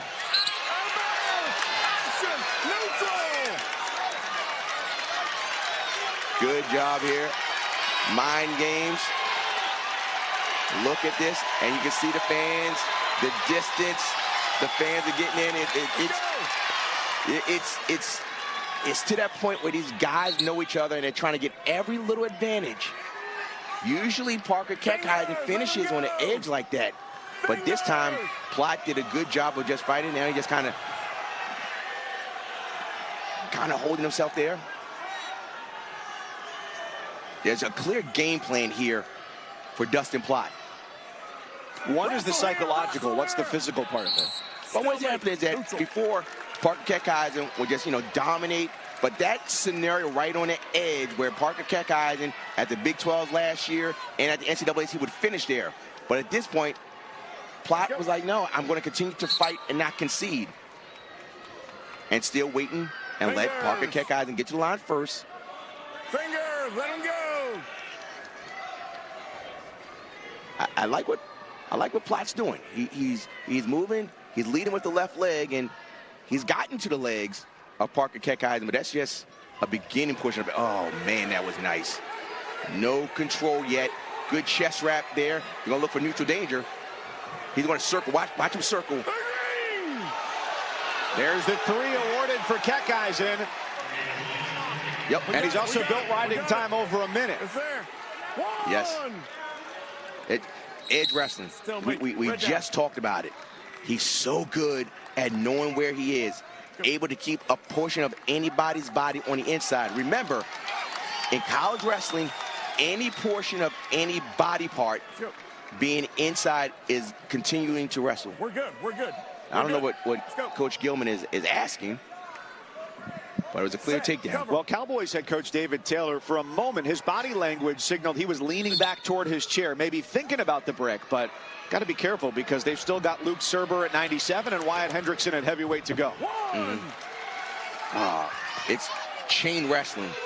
Chain wrestling, went to the double, and he didn't stay on the legs. As soon as he brought him down to the mat, he climbed up above the waistline.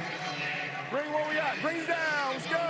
And so at this point, Parker Keckheisen takes the down position, 6-1, riding time at 1 minute, 21 seconds in favor of Parker Keckheisen. So certainly Dustin Plott wants to bring that down to under a minute. Set, cover, Red.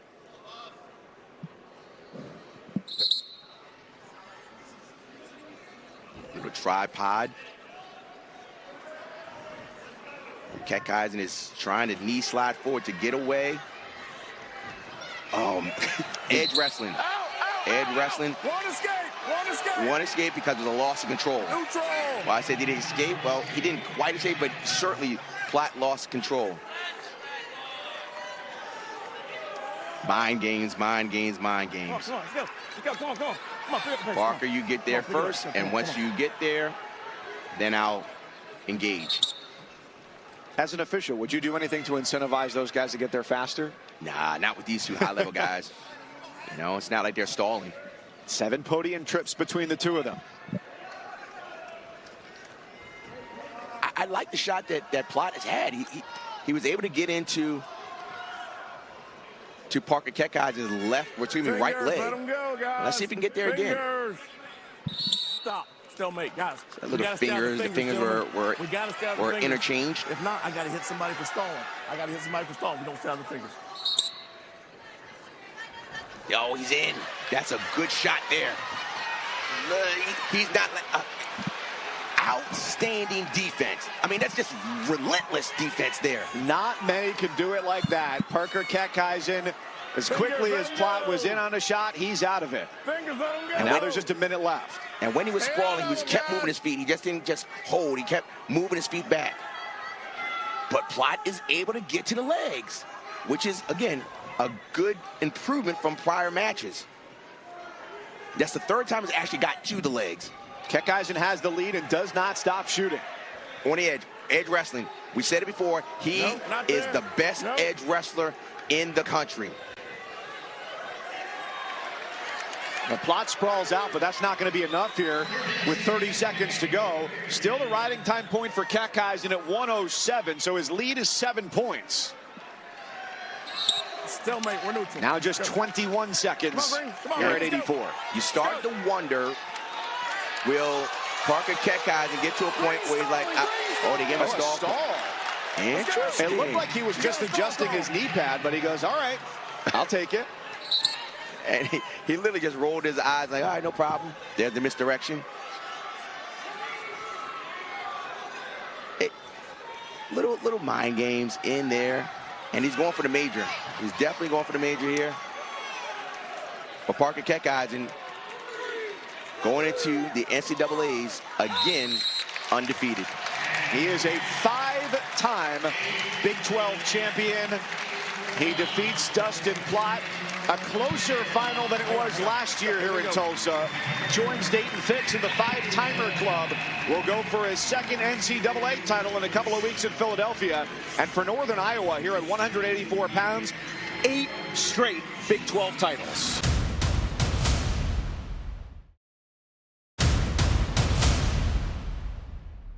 The race for a team championship here at the Big 12 Championships could very well come down to this match. If Luke Surber wins over Wyatt Volker of Northern Iowa, it is a team title for the first time since 2021 for Oklahoma State.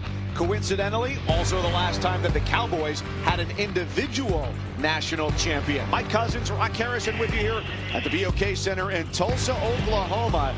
There have been 4 Cowboys to take the mat tonight. Spratley, Jamison, Hamity, Plott, all of them have gone down. This is our third and final head-to-head matchup between Oklahoma State and Northern Iowa. The lead for the Cowboys right now is just 4 team points, 149.5 to 145.5. So 197 pounds. It's Luke Surber, the redshirt senior from Tuttle, Oklahoma. And he is a 4th-time NCAA qualifier this year, looking to be an All-American for the first time this season, and in the Big 12 Championships for the 2nd time. But the first time that he made it to the Big 12 Finals was as a heavyweight. And so his opponent, the redshirt sophomore Wyatt Volker, 19-4 this year, and the only time that he's lost since the calendar turned to 2025 was against Luke Surber. 4-3 back on January 24th. Big win for him against Joey Novak of Wyoming, the number 2 seed. 4-2 the decision yesterday to get here to the finals. Everyone knows that Surber is a scrambler. He's able to finish, but he said that Coach Taylor told him that, look, Luke, you are dangerous everywhere, and Luke is trying to embrace that. Wyatt Volker, really known for his Greco-Roman background, but has increased his offensive output with his leg attacks. Lots of pressure on both guys with this match here. Volker, a U20 Pan American Greco-Roman title at 191 pounds, 87 kilos in Santiago, Chile. Redshirted his true freshman year 2 seasons ago, and last year his first trip to the NCAAs, eliminated in the round of 16. Immediately Surber took ground. He kind of pushed the Greco-Roman specialist to the edge of the circle and then took a shot. Well, back in 2022, Surber worked his way to the finals here at the Big 12s, avenging 3 regular season losses along the way. And his defeat in those finals, was against his now teammate, Wyatt Hendrickson, at heavyweight, then of the Air Force Academy. Work center. So the journey continues for Surber, who last year was the number 27 seed in Kansas City at NCAAs, went 0-2. Gets in on the shot there, and it's Volker back to his feet. What we didn't know at the time there in NCAAs last year, Rock, was that Surber was going to have surgery for a torn pectoral muscle after the NCAAs, and it really took him a while to get back onto the mat. It wasn't until autumn that he felt like he was back at full strength. And we talked about it before, how the older wrestlers who've had many years under their belt, it's all about maintaining your health and make sure that you're peaking towards the end of the year. And Surber is really moving forward and creating more opportunities for himself to score. And from a team race perspective, Let's go, guys. Work through the time. if Volker wins this without any bonus points, it would be tied at 149.5 for each team going into the finals. However, Oklahoma State still has Wyatt Hendrickson remaining, and Northern Iowa does not have any more wrestlers to go tonight.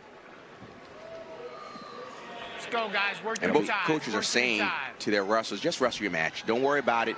You stick to what we know, what we do, and that's what they're going to do. And granted, you know, in the back of their head, they have some pressure. We want to win, but they understand the team implications. Easy. But just wrestle your match.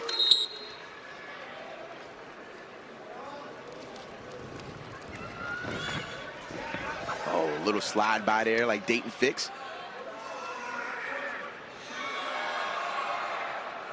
The native son of Sand Springs, just to our west, a 5-time Big 12 champion. And no doubt a big influence on this team still now. Surber is attacking. There is no doubt that he's attacking right now. More committed shots than Volker. But we end the first period 0-0 with title implications on the line.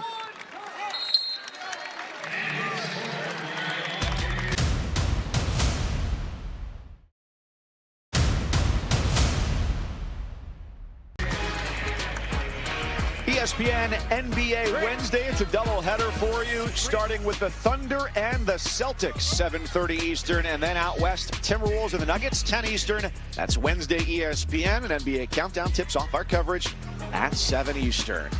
BOK Center, Tulsa, Oklahoma. 2 weights to go here tonight in the Big 12 Championships. And this is a big one. Third head-to-head matchup between Oklahoma State and Northern Iowa, with the Cowboys up by just 3. He's trying to get space here. He's trying to get his hips away. When someone has legs in, you don't want your hips tight. You want to get your hips away. So that's a stall call right there. He was first. So it's looking like a near fall situation, but it gets an escape here for Volker. We're neutral. So the Panther, whose hometown is about an hour east of Cedar Falls, is on the board 1-0 against Luke Surber. Get out of him. He wrestled for his dad, Matt, at Tuttle High School. Stay out of that grip. And was a 3-time Oklahoma champion in high school.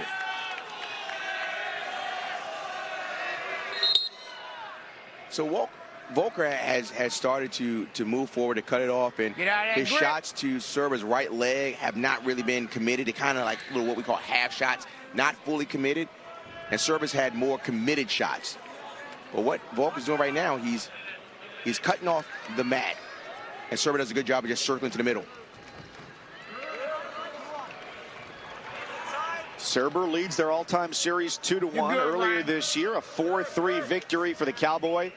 Last year here at the Big 12 Championships in the 5th place match, it was Volker with a pin over Surber. Yeah, if that happens here, I tell you what, that would be excitement. Well, if you had never watched wrestling before and you were watching the Big Tens earlier today in the lower weights, you think pins in the finals were commonplace. That's crazy. Little things that are happening as soon as Volker kind of gets Surber back towards the out of bounds. Surber does a good job of circling to the middle. Get out of that grip. So it will be on to the final 2 minutes of regulation. A 1-0 Volker advantage on an escape. Choice goes to Surber, and he goes down to start the third.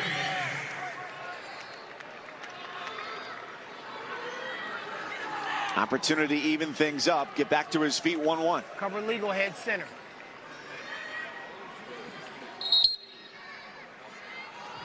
Riding time to start the third. 20 seconds. For Surber, here we go. We're neutral. It's going to be decided on the feet, no stall calls. 1-1, riding time is not in anyone's advantage. Oh, he's in on a shot. So he's got to be very careful here because Surber is known to scramble. Now Surber's going to try and split the legs. He's going to try and sit up and split the legs and get to the middle. This is where Surber wants to be. But these guys are just rolling back and forward. Surber is trying to kick. Volker is kicking. They're both kicking. And they're just rolling like spaghetti and rolling. Nothing there. Who's getting to get the situation? No, that's nothing. There is nothing there. Look at this right here. Surber is a little higher. Might be in a better position.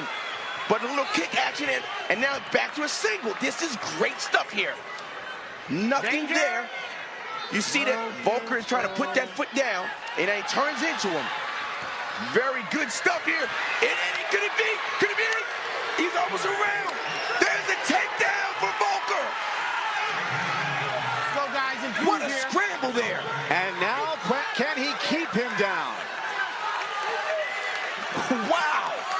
That was just scrambling over. No one was getting in that situation. Riding time does not make a does not change anything. Action. So you do not want to get a stalemate. You want to stay right there. And they're getting excited. He's crawling out. Plot's trying to go out on the edge, and it is a stall call against Plot. 21 seconds in the third. Oh, this is so good. This is good television. That scramble on the edge was like looking at code. It's a series of zeros and ones unless you know what you're looking at. It was high level, and Volker comes out with the takedown, and will look to keep Surber down to be a Big 12 champion. This is caution, Volker. You're bumping him when you get on. Okay, yeah, you did. Don't do it, all right? And all you say you got is one star warning, be you got smart, one caution. look at the clock, set, cover don't legal, do anything you got one. foolish. And Surber just want to create some type of action, just some scramble, just do something. Green in control. Riding time not a factor. Green in control. And that's a Greco guy. He's cool like that. Greco guys are cool, upper body and holding on. They have wicked strength, most Greco guys do. 11 seconds left. Red, remember you have a star warning green. You got a Oklahoma caution. State might go 0-5? I would not have predicted this. Wyatt Hendrickson still to come. 11 seconds for the redshirt sophomore Wyatt Volker. They're to their feet. Surber with the roll. Volker keeps control. And at 197 pounds in Tulsa, it is a Volker shock. I'm telling you, get on the Panther train. People were wondering, were they frauds? No, indeed.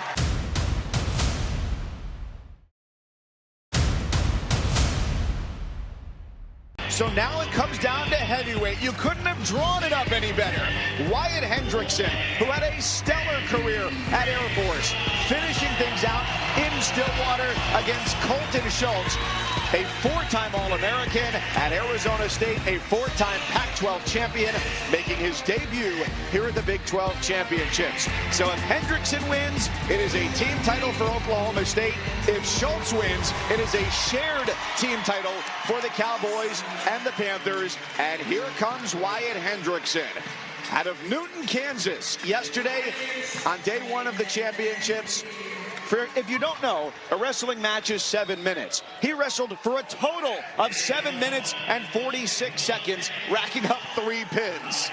So it was not a difficult day for Wyatt Hendrickson, working his way here to the finals. But it will be now, going up against Colton Schultz. Last year finished 6th at the NCAA Championships.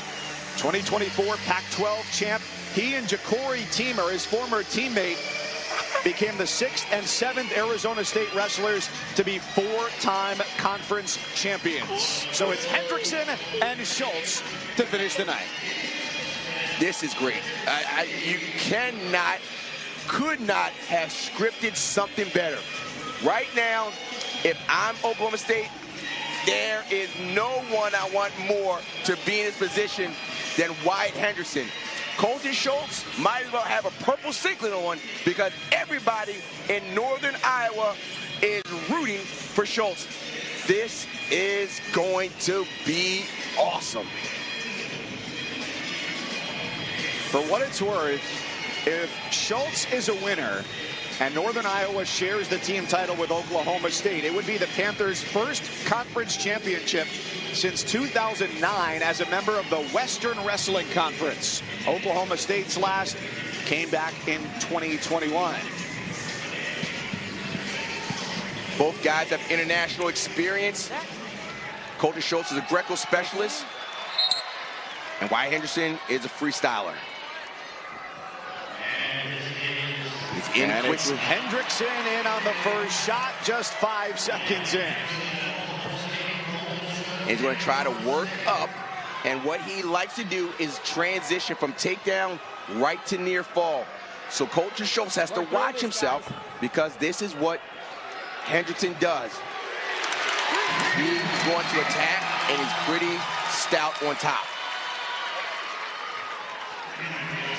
Now, watching his matches yesterday, he scored within the first 10 seconds. Here it took him 30 seconds against Colton Schultz.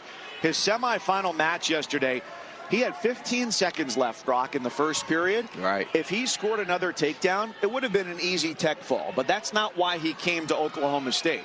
He looked over to the corner in David Taylor, and Taylor said he got one shot.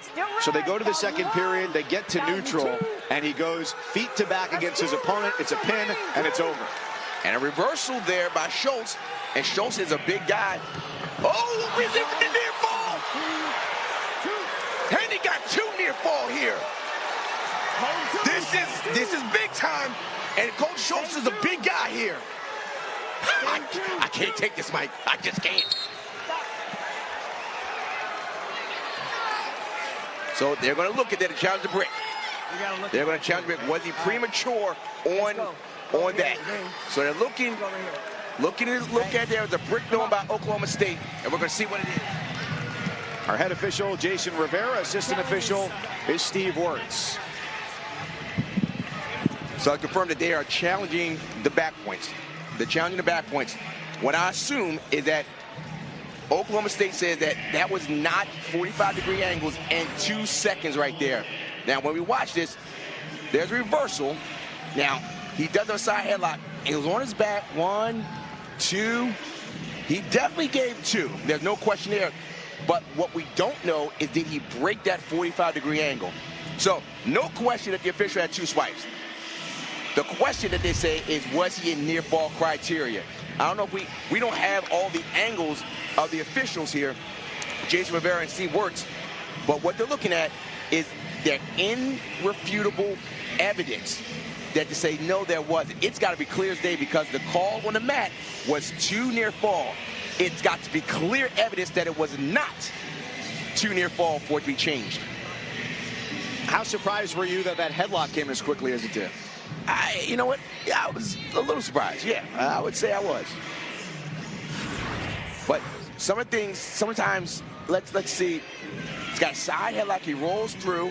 He's in near fall criteria because of high bridge.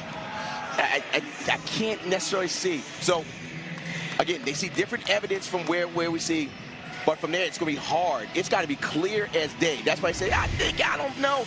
It's got to be no. It's absolutely clear that it was not near fall. And that's what we can see. And now we'll get the call. Further review, we have no side headlock count, and we have 2 back points. Everything stands. Okay. Yep. This is what we got Yes. here.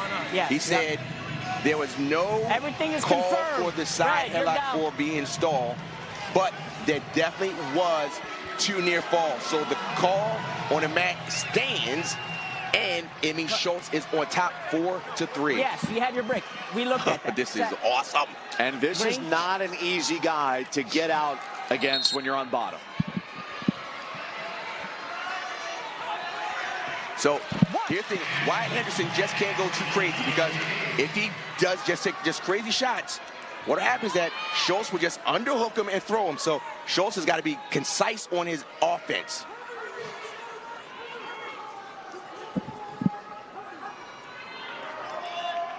And don't sleep on Colton Schultz.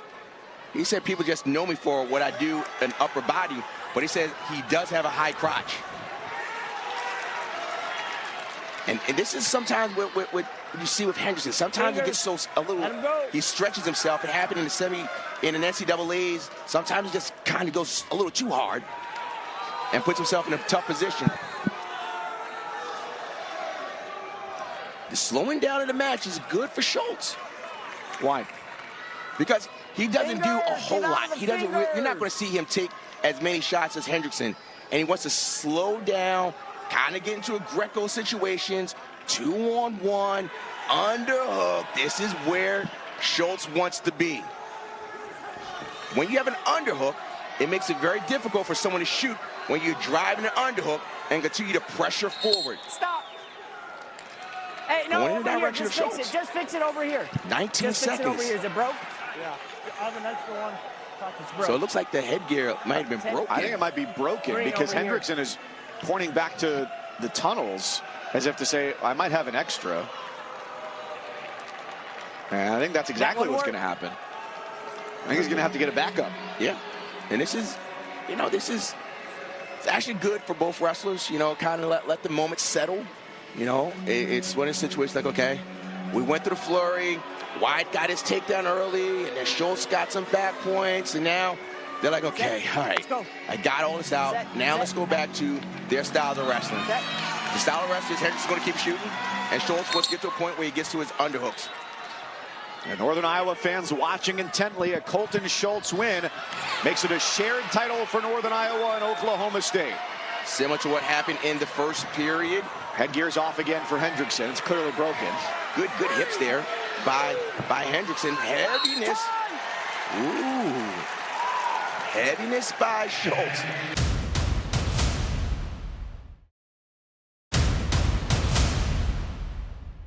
That when Wyatt Hendrickson gets in on the shot, he's got to keep his hips underneath him. Because if he does not keep his hips underneath him, the weight and the heaviness of Schultz is going to extend him. So when he takes his shot, he wants to make sure that he's in head alignment with his hips. If he's not, the weight of Schultz will put him in a position where he's stretched out and Schultz can score. Pay attention to this one. Green. Hendrickson starts the second on bottom. He's won 2 of the last 3 Big 12 championships. Caution on Schultz. Slight pause. Hendrickson was a winner here in 2022 and 2023 while at the Air Force Academy. Last year, lost a 10-7 decision against younger Bastida of Iowa State. Neutral. Point Hendrickson on the escape. And you see that what Schultz is doing, he's going right to that unhook. And Wyatt Hendrickson does not want that. He wants to shoot from space. Get out of him. Let him go. If he stays in his position of kind of getting that underhook situation, that's to the advantage of Schultz. How does he create that space? He does want to get it. He's got a circle because it's easy to grab somebody when they're straight ahead. But when they're moving their feet, which has been a theme, move your feet, it's hard to grab someone.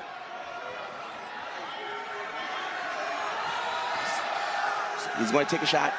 He's kind of loading up. And when the longer you're in the match, you start to time your opponent. And Schultz is just kind of standing at center.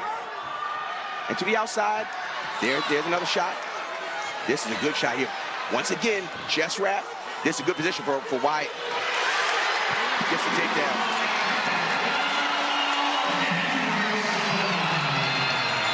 Eight-4. Now, Wyatt is pretty good on top. He does a cross face, and he oftentimes cradle. But when a guy's so big like Schultz, it's a little tough. But Schultz is doing a good job. At this point, Schultz is trying to just get himself up, but Whitehead is doing a good job of keeping the pressure forward. Most guys aren't doing much of anything, so stalemate has been called. Set. 46 seconds of riding time for Hendrickson of Oklahoma State.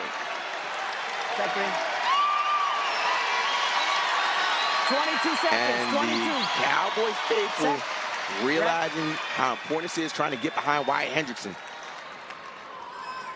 David Taylor's Cowboys have gone 0-5 tonight, but that could all be erased with a Wyatt Hendrickson win. 1 for Schultz to his feet. A takedown is the difference here. Short time in the second. Short time indeed. Riding time is at 50 seconds in favor of Wyatt Hendrickson. Now, it's pretty important that what he wants to do, he wants to take bottom of neutral. Hey, you know what? Colton Schultz said, I'm taking neutral because he realized the importance of riding time. Let's see what happens here. Let him go, guys. Now, Colt Schultz realizes that Hendrickson is going to continue to move forward. Hendrickson has to be smart in his wrestling. He doesn't want to just continue to shoot just because that's what he does. He has to make sure he takes concise shots. Uh-oh, something happened. Something happened. Something definitely happened. Something definitely happened. You heard us go, Nope. Something happened. Not even that close, Coach. There's no doubt. So generally, it's definitely injury time. Injury time is happening. It's going to be Colton Schultz's choice. So does Colton Schultz stay on his feet, or now because of something's happening with his, you can see the trainer looking at the right hand wrist. So you wonder, does Colton Schultz decide to go under or he stay on his feet? But something happened. Yes. Don't know what it was, but he clearly grimaced, and we could hear him go, oh. So something happened. Oh, maybe when he clubbed. Might be when he clubbed that right arm. That might have been something. I'm not a doctor. I don't know what happened, but it seemed like right at that point he kind of just dropped that arm. This is important here. So, Rock, as an NCAA official in your past, what is the protocol like here for the officials with injury time? It's a minute and a half. A minute and a half, and now the choice goes to Colton. So something definitely happened. You good, trainer? This is just going to be gritty. And you see the clock going down. That's not the clock in the match. That is. So what does Schultz say? Schultz says, I'm still staying neutral. Gut check time. Gut check. Both guys. He's jamming in them. Wyatt Hendrickson is trying to fight in. He doesn't want to go underneath. And look at this. Wyatt Hendrickson still staying in there. He's got to continue to move in circle. Plenty of time for things to happen. Now, here's the thing. Colton Schultz really has the shot, so it's going to be hard for him to get an earn stall call against Wyatt Hendrickson because he kind of stands up. And Hendrickson's doing a good job of just staying center. When no doubt he is not feeling 100%. There was a high C there. Less than a minute to go in the third. Hendrickson by 3. It is not to Hendrickson's advantage to shoot. Stay on the outside and just fake. Just fake. Don't shoot. It's no need to shoot in this situation. You got to make. Now at this point, Hendrickson is just defending. But hey, it does not matter. He knows what's at stake. We're getting close to 30 seconds left. This is important, so something has to happen. Underhook, 30 seconds for the Big 12 Team Championship. Schultz has got to try something. If not, Wyatt Hendrickson has earned the big transfer portal for Okie State. 15 seconds. Oklahoma State crowd on its feet here in Tulsa. Wyatt Hendrickson had 1 year left. He chose to go to Stillwater. And for the third time in his career, Wyatt Hendrickson is a Big 12 champ, and the Oklahoma State Cowboys will raise a trophy for the first time since 2021.